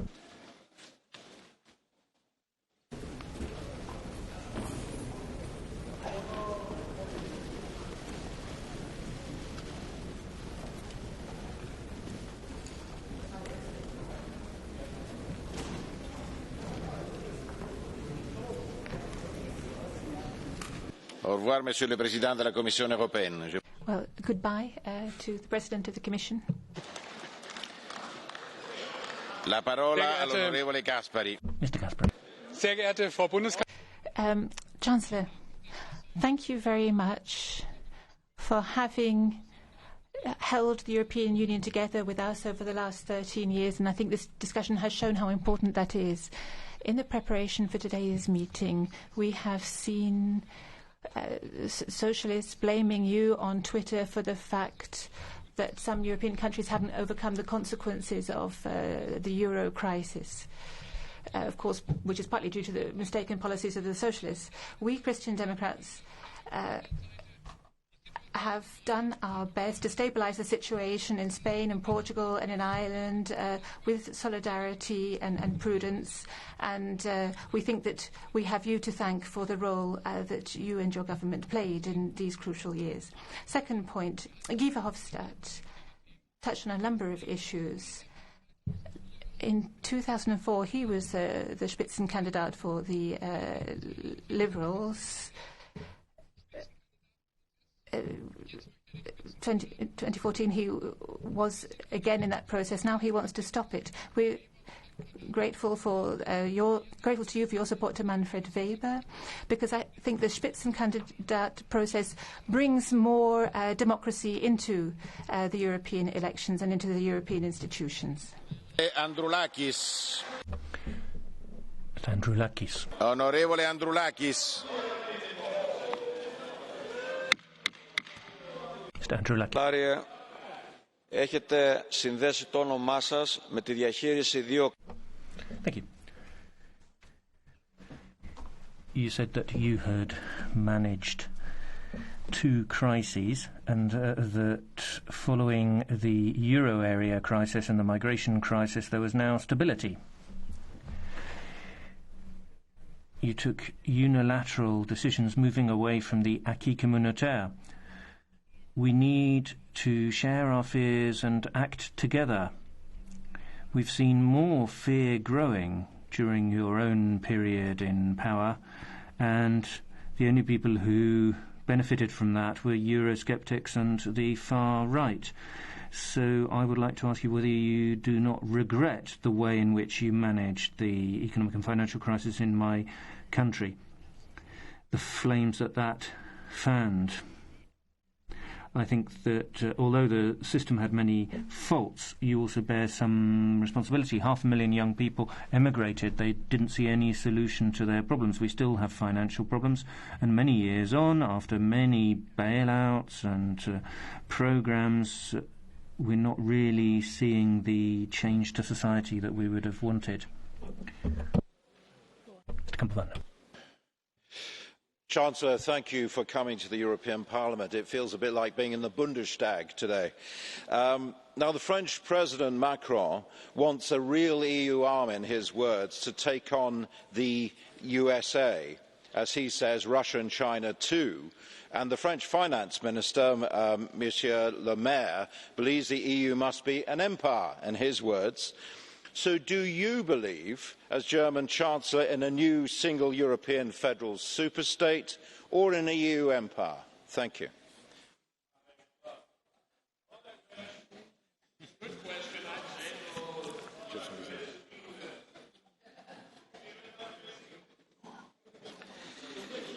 La parola all'onorevole Wikström. Wikström. Mr. President, thanks to you, Madam Chancellor, trust and European values is really your key message in your speech, and for that I thank you. Now, the cases of Lampedusa, of Aquarius, clearly shows that what we need in Europe today is a common European asylum system based on humanity, on European values and solidarity. Now, the Dublin file is still blocked in Council, and I would like to ask you, what can you do during days to come to unblock and enable us to deliver on a common European asylum system before the elections, so that trust and solidarity and even reconciliation can remain a core message of the European institutions? And I wish you all the best for your future, and I thank you for everything that you have done for this union. Onorevole Monod. Mr. Monod. Madame la chancelière, vos 13 années de pouvoir en Allemagne. Thank you. What you've done in Germany is to take Europe to an economic, social and cultural dislocation, and your decision, unthinking unilateral decision to open up Germany to migrants with the servile permission of Mr. Juncker has led to a situation where we have 4 million migrants, supposed refugees in the EU now since 2015. In the Schengen area, because we don't have national borders, we've seen this wave of supposed climate refugees coming into Europe and especially into France, and this obsession with immigration in France and Germany has been disastrous for the safety of Europeans, as in Cologne and in the Bataclan in Paris.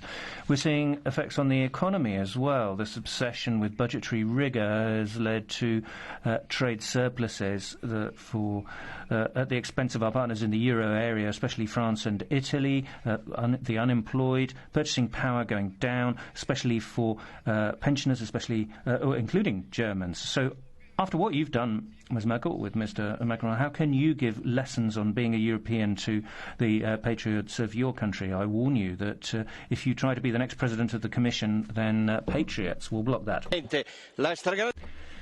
you. Most Italians, following the harsh rules imposed by the EU, which I would say is partly being imposed by Germany, was rather reminiscent of the invasion of German forces, which is something that we've recently been commemorating. Italy just wants to solve its own problems by itself. Can you not offer it that gesture? It's not about declarations, but about true solidarity to 5 or 6 million Italians living in poverty because of your austerity policy. They're now living in poverty. Thank you, Chancellor. Mr. Fontoulis. Κυρία Μέρκελ, με τη μέχρι τώρα πολιτική σας διαδρομή και τις πράξεις σας... Madam Merkel, the policy that you've deployed as German Chancellor, I think, has shown that you're one of the key actors in globalization and have contributed to things that have tormented Europeans. You've allowed thousands of or millions of refugees to come into Europe, and you have led the attacks against the values and principles that we hold dear as a nation. You're trying to replace and substitute states by groups who are at the service of large multinational companies. You've led a fierce fight against the Greek people, and you are responsible for the current economic and financial crisis.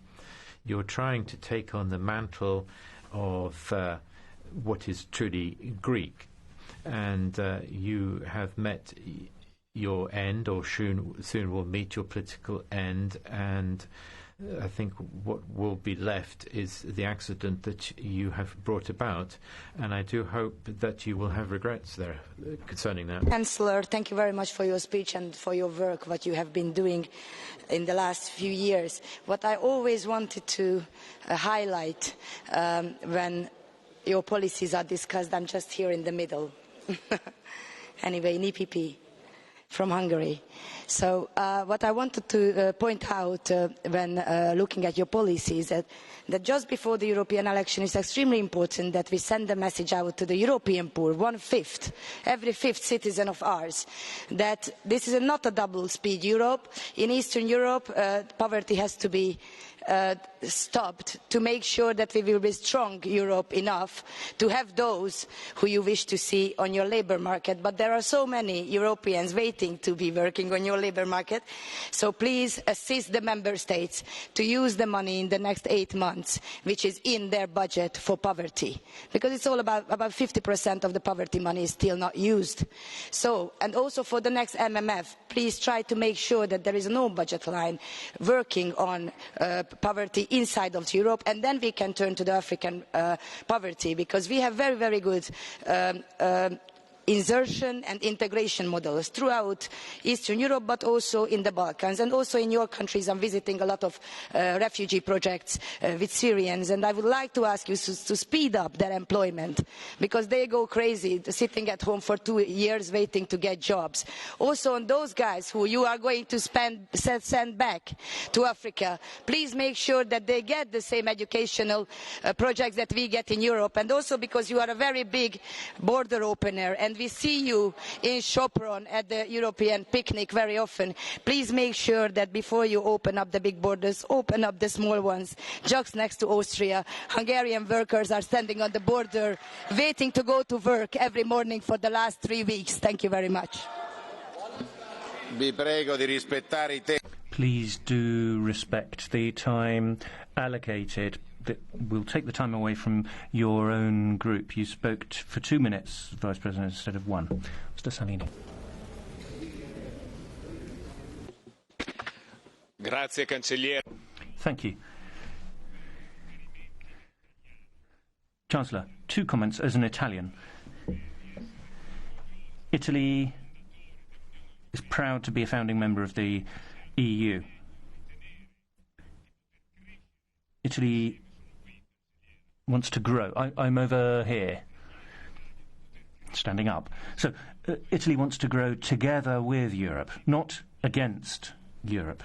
Italy is far more than its current pathetic national budget. We believe in grands œuvres. We believe in progress, investment and peace. And we believe that the continent does have the production capacity that it has believed in. The heart of Europe may be Bavaria and Lombardy, however important the port of Rotterdam is. We're producers more than we are traders. And I would like to pick up on Mr. Bullman's comments. He said that Germany cannot afford to fail on Europe. Neither can Italy. Italy cannot afford to fail, and nor can it afford to play with the peace that Europe has achieved. Ms. Hautala. Chancellor, we are now celebrating the 70 years of Universal Declaration of Human Rights. And I noticed that you yourself had expressed doubts about whether such a declaration could be adopted today in the atmosphere we have. To quote you, you said, "I fear not." And I'd like to ask you how to deal with the autocrats that are surrounding the European Union, who don't care about this declaration, how to deal with the threats within that has been mentioned many times in this discussion. And I wish you said something about your own political family that seems to tolerate illiberalism and populism and nationalism. Isn't it something that we should address? Because if we don't start at home, how can we defend universal human rights in the world?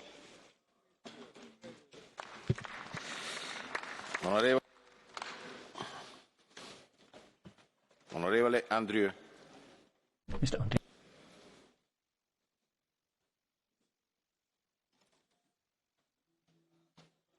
Jolainen, alors. Vous êtes ici, Andrieu, c'est 29, hein? Ja, Frau Bundeskanzlerin. Chancellor, We come from the same region. We are familiar with the debates and the opinions prevailing in Germany. Since I've been in European politics, I've heard that Germany is the paymaster. And we know that this can be a very toxic word. It's a sign that we're on the defensive with regard to new ideas, that we keep on saying, oh, how much is this going to cost?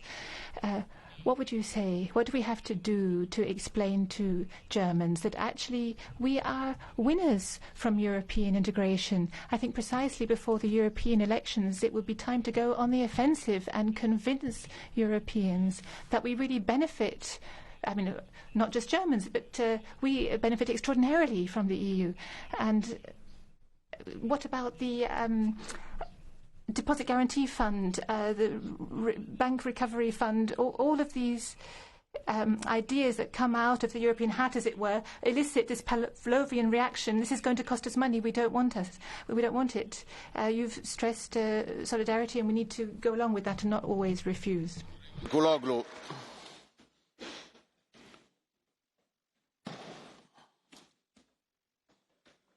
Mrs. Chancellor, I carefully listened to your speech.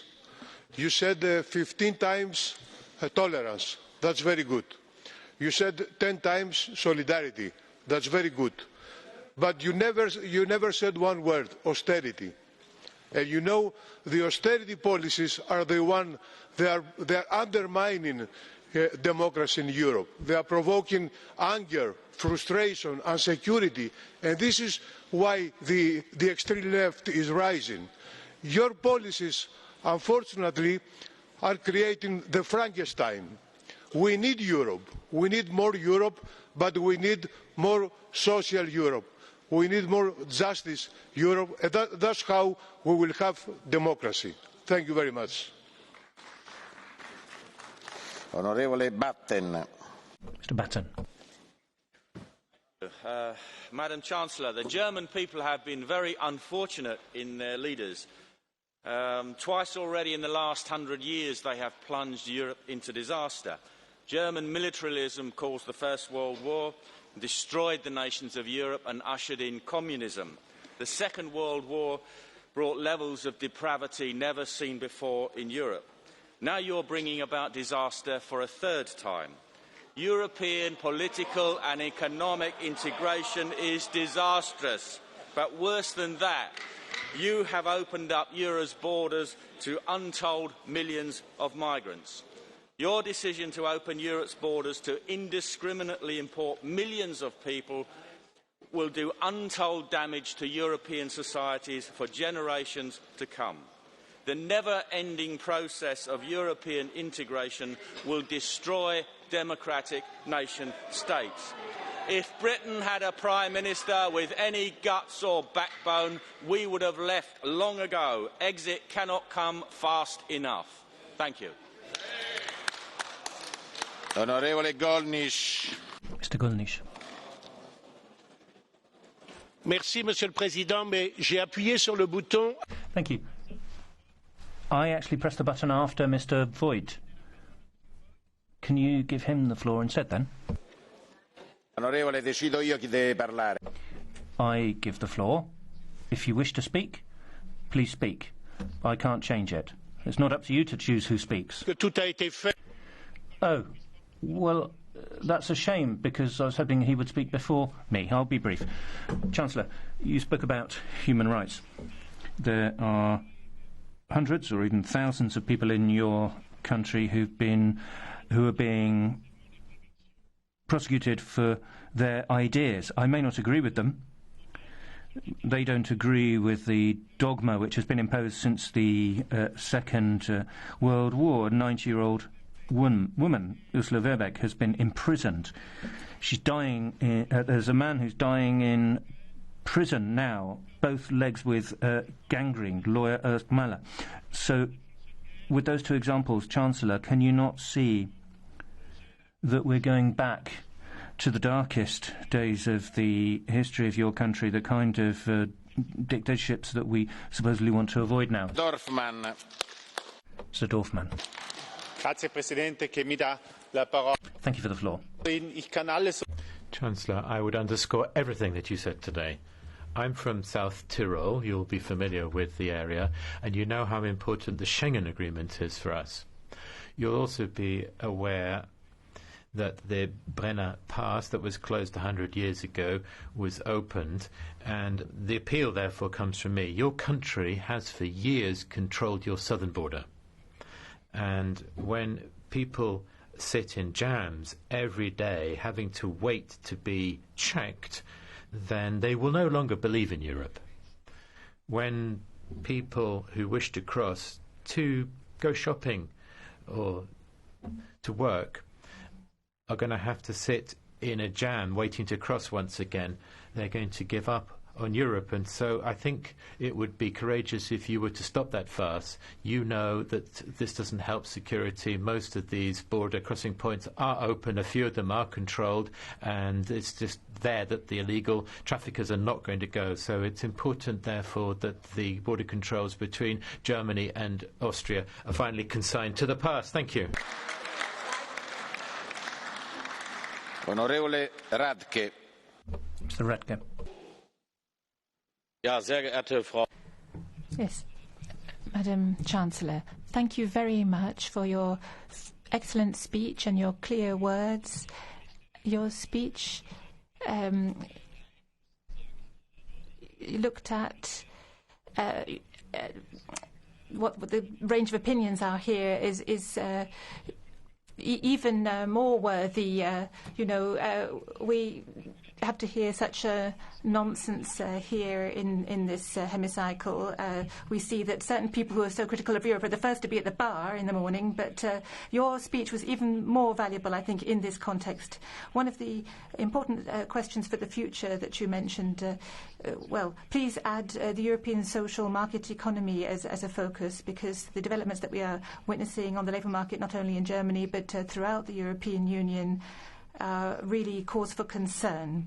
And I would be delighted to see you using the remaining time you have in office as Chancellor to make progress there with regard to promoting the social market economy. Mr. Andrea. Numero 29. Number 29. It's you. Thank you very much, Chairman, but my name is Tibor Sanyi, if it helps you. Madam Chancellor, I was really impressed with your recent statement at the Kristallnacht commemoration, and I join your warning that political violence and extremism must be stopped at the roots, at the first sign of anti-democratic action and hate speech, before they got a chance to destroy our democracies or lives. Regarding today's dangers overshadowing the EU's future, however, I must say that you and your wider political family, the EPP, have failed in this by missing the chance to stop Fidesz and halt Orban anti-European and anti-democratic illiberal political course based on corruption and inhuman government. But I'm a Hungarian socialist. I know our duties. But it is my urgent plea to you, Madam Chancellor, to use your full political weight in the European Council and your important leverage within your political family to help clear this picture by distanciating your party from Fidesz and condemning and hopefully ending Orban's illiberal political surge in Europe. Thank you.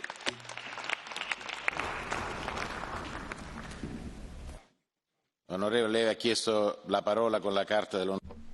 Well, you were holding up Mr. Andrea's card, so terribly sorry, but that's what I saw. So that explains the confusion. Mr. Coburn. Thank you, Mr. President. Frau Merkel. I would like to ask you, Madam, if you think that it's a good way to thank our American friends after liberating Europe, liberating France and helping Britain and liberating Germany. Do you think it's a good way to thank them by insisting on a European army and remarks by President Macron, which were most unhelpful, that were taken awry by the American president? Is this the way we should be treating them? And do you think that Mr. Putin will take any European army that does not include the Americans or the British remotely seriously? Thank you. Onorevole Epitideios. Mr. Epitideios. Epitideios. Grazie Presidente. Καλώς ήρθατε κυρία Καγκελάρια. Thank you. Chancellor, you were talking about the future of Europe. I'm trying to work out what kind of Europe you're talking about. A Europe that engages in daily destruction? That's the kind of thing that you've been doing. I won't go through the catalogue of what you've done, but referring to Greece, you've destroyed the heritage of Greece, destroyed the Greek economy, put us into poverty. Chancellor, the ancient Greeks, when they wanted to refer to someone who was guilty of an outrage, something horrible, says the person who has hurt you will cure you. Well, I don't know whether you're aware of the crime that you've committed against Greece, but you need to cure it now. You need to cure the wound that you have caused. Compensate for that economic harm. Perhaps returning the compensation that was paid, pay compensation for the occupation period. We also have a poem that from Friedrich Schiller about a condemned Greek that you may recall. Madame la chancelière, merci d'être parmi nous. Thank you for coming here, Madam Chancellor. I'd like to talk about the taxation of the digital giants, and I think that there is much expectation in the minds of citizens that this should happen, because we cannot allow the most powerful to get off scot-free. There's a double standard at the heart of this, which feeds the populists.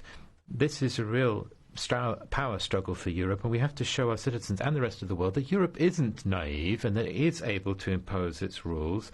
We need to show that we can pull together, but there's hesitation, and you yourself, Chancellor, said you're waiting for an international solution, which means that nothing will happen. This is an enormous responsibility, because taxing GAFA is one of the things that will allow us to put paid to the language of our critics. Do you have a different solution, Madam? Mr. Rubik. Frau Bundeskanzler. Chancellor, I am proud of my EPP family. On the 27th of June in 2007, in the German presidency, adopted the Roaming Directive here in Parliament, which we signed with Reding and Niebler, Pöttering and Barroso. So that was an achievement. At that time, we had a price per minute of 0.09 cents. Now it's 0.019.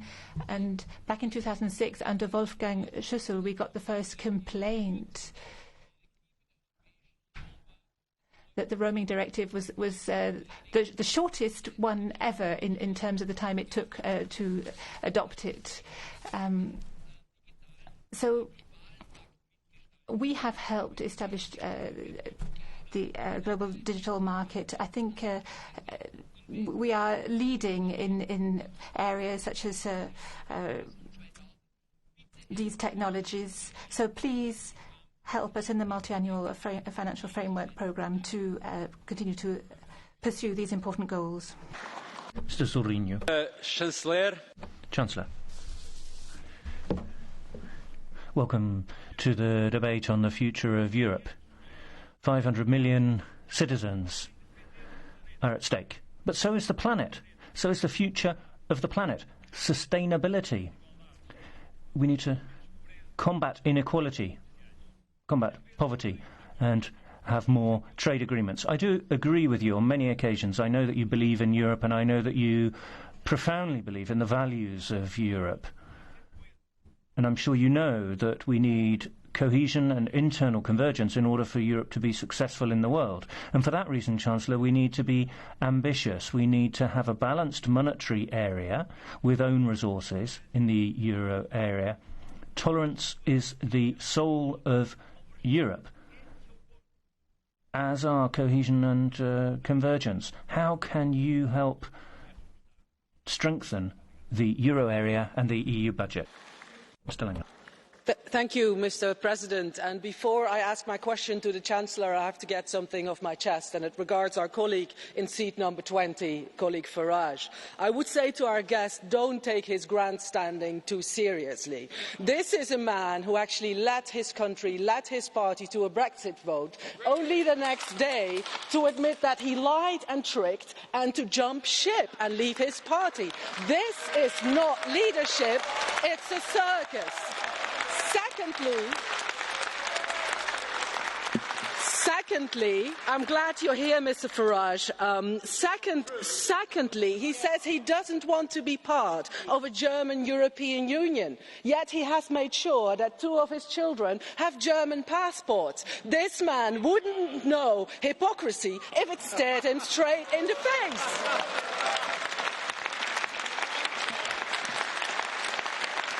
Und jetzt kommt meine Frage. And now my question, which I will ask in Dutch for the people back home. Madam Chancellor, you talked about a European army. Can you explain to people in the Netherlands, can you reassure them that you're not talking about a European army, but an army of Europeans? In other words, it will remain a national decision to deploy people, but that we will certainly be working together much more closely. Thank you. Javi Lopez. Mr. Javi Lopez. Gracias, presidente, cancillera.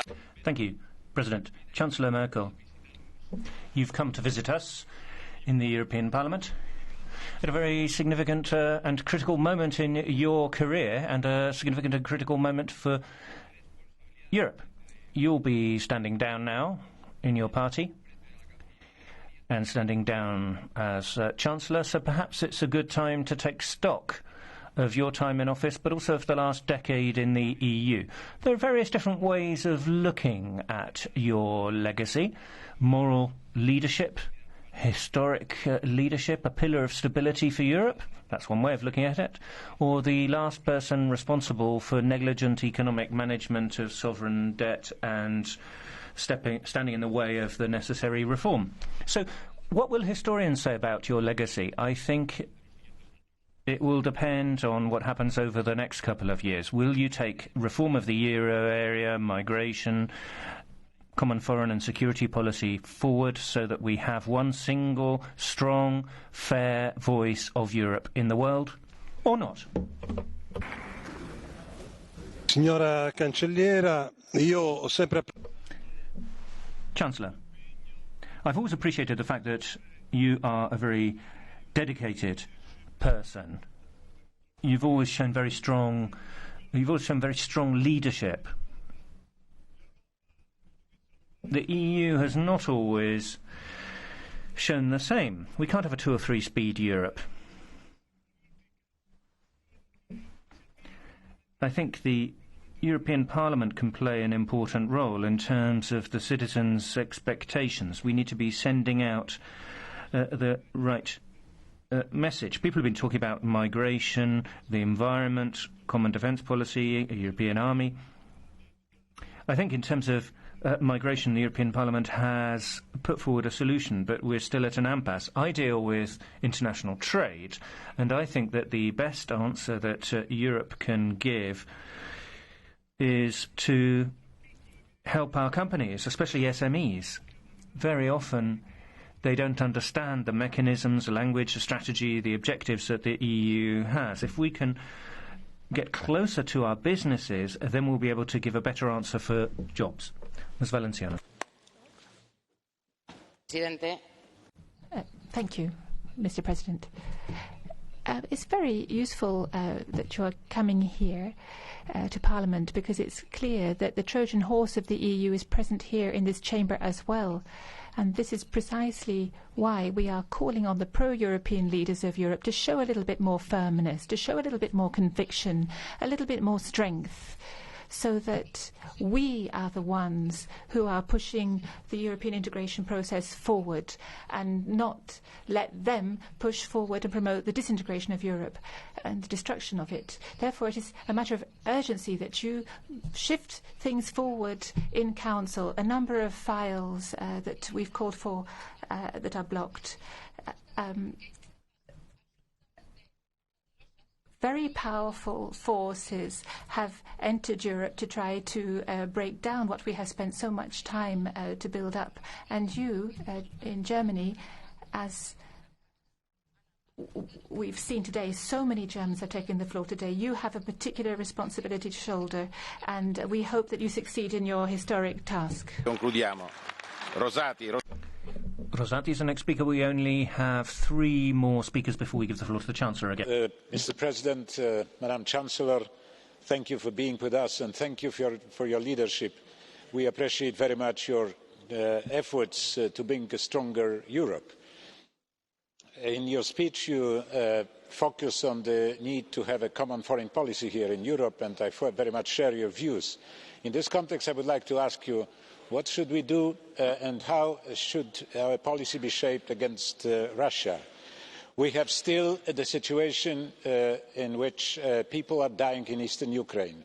We've been now in the 5th year of negotiating with Russia to implement the so-called Minsk agreements. What is the recipe for making Russia more accommodative and more willing simply to take into account our expectations? What is your recipe to confront the more and more aggressive Russia here in Europe and simply bring peace to Ukraine? Purtroppo interrompere qui il catch the eye perché il cancelliere deve. The Chancellor will have to leave, so I'm afraid we have to stop there and give the floor to Chancellor Merkel.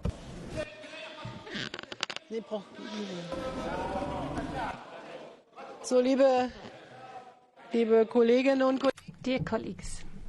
Liebe Kolleginnen und Kollegen. Colleagues. I think that the German Parliament would be very grateful if we would have such long debates. I've had more than 30 questions put to me, and of course it's not possible to give a due answer to each and every one of them, particularly as I do have to leave at 5:30, as your President has said. So I can be brief. I'd like to begin by saying how happy I am. And I have expressed that happiness by quoting Mr. Hallstein. I've expressed my happiness about Manfred Weber being chosen as a Spitzenkandidat who will represent the EPP in an excellent way, as I'd like to stress, as a member of his political family. And I'd also like to state that the word Mr. Leinen used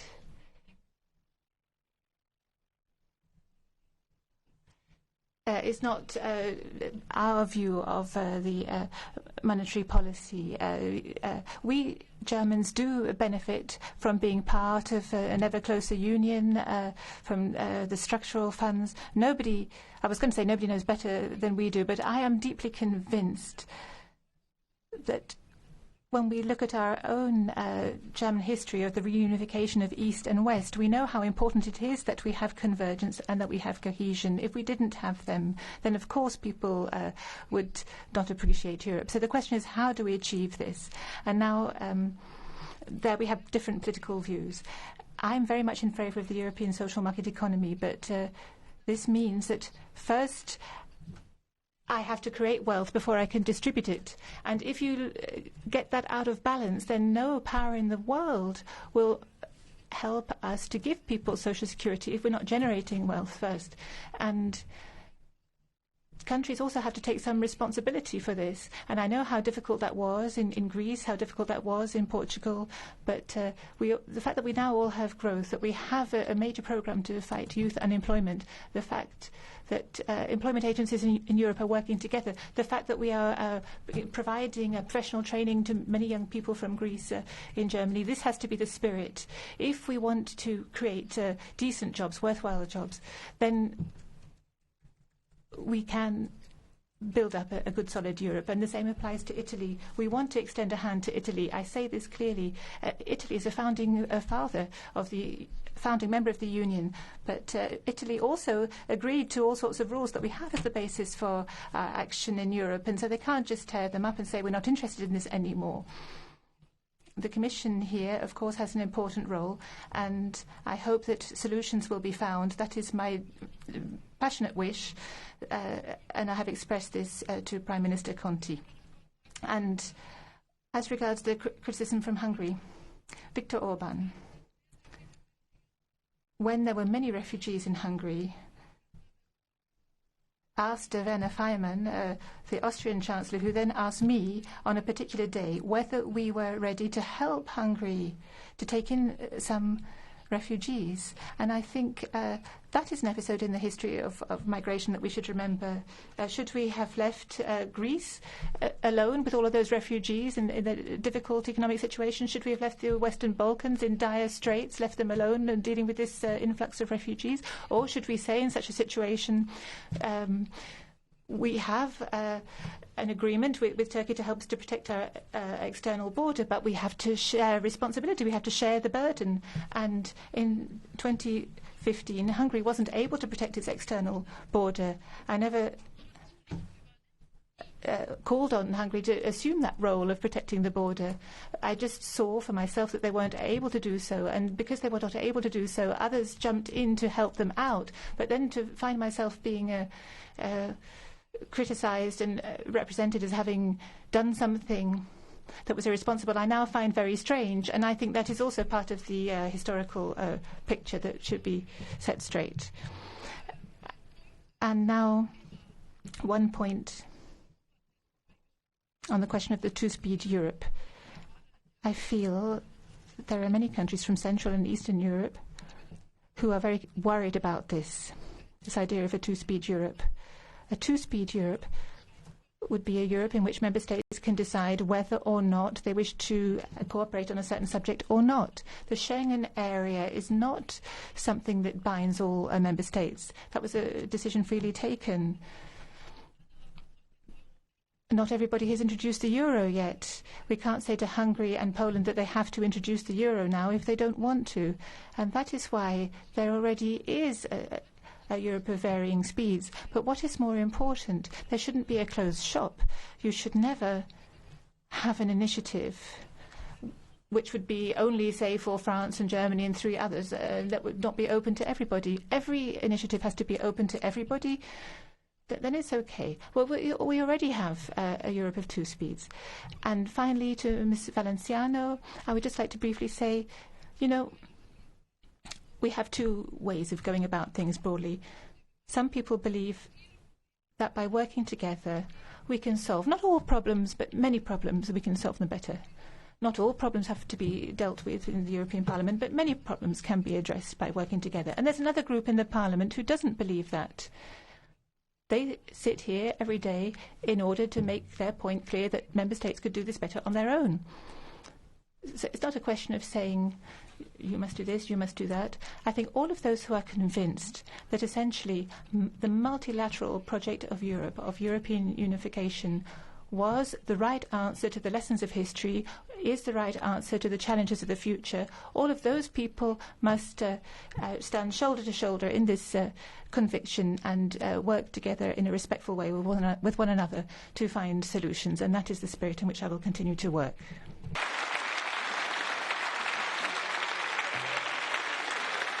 Thank you very much.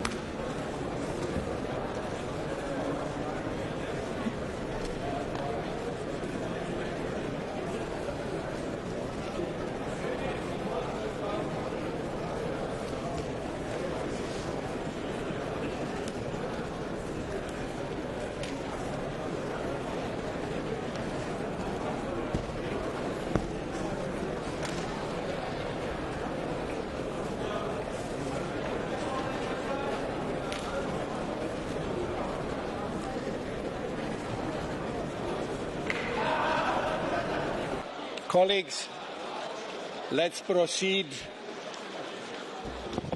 And first of all, I would like to inform you that there are the verbatims of the meetings of yesterday and the texts which have been adopted are at your disposal. And I would like to find out if you have observations.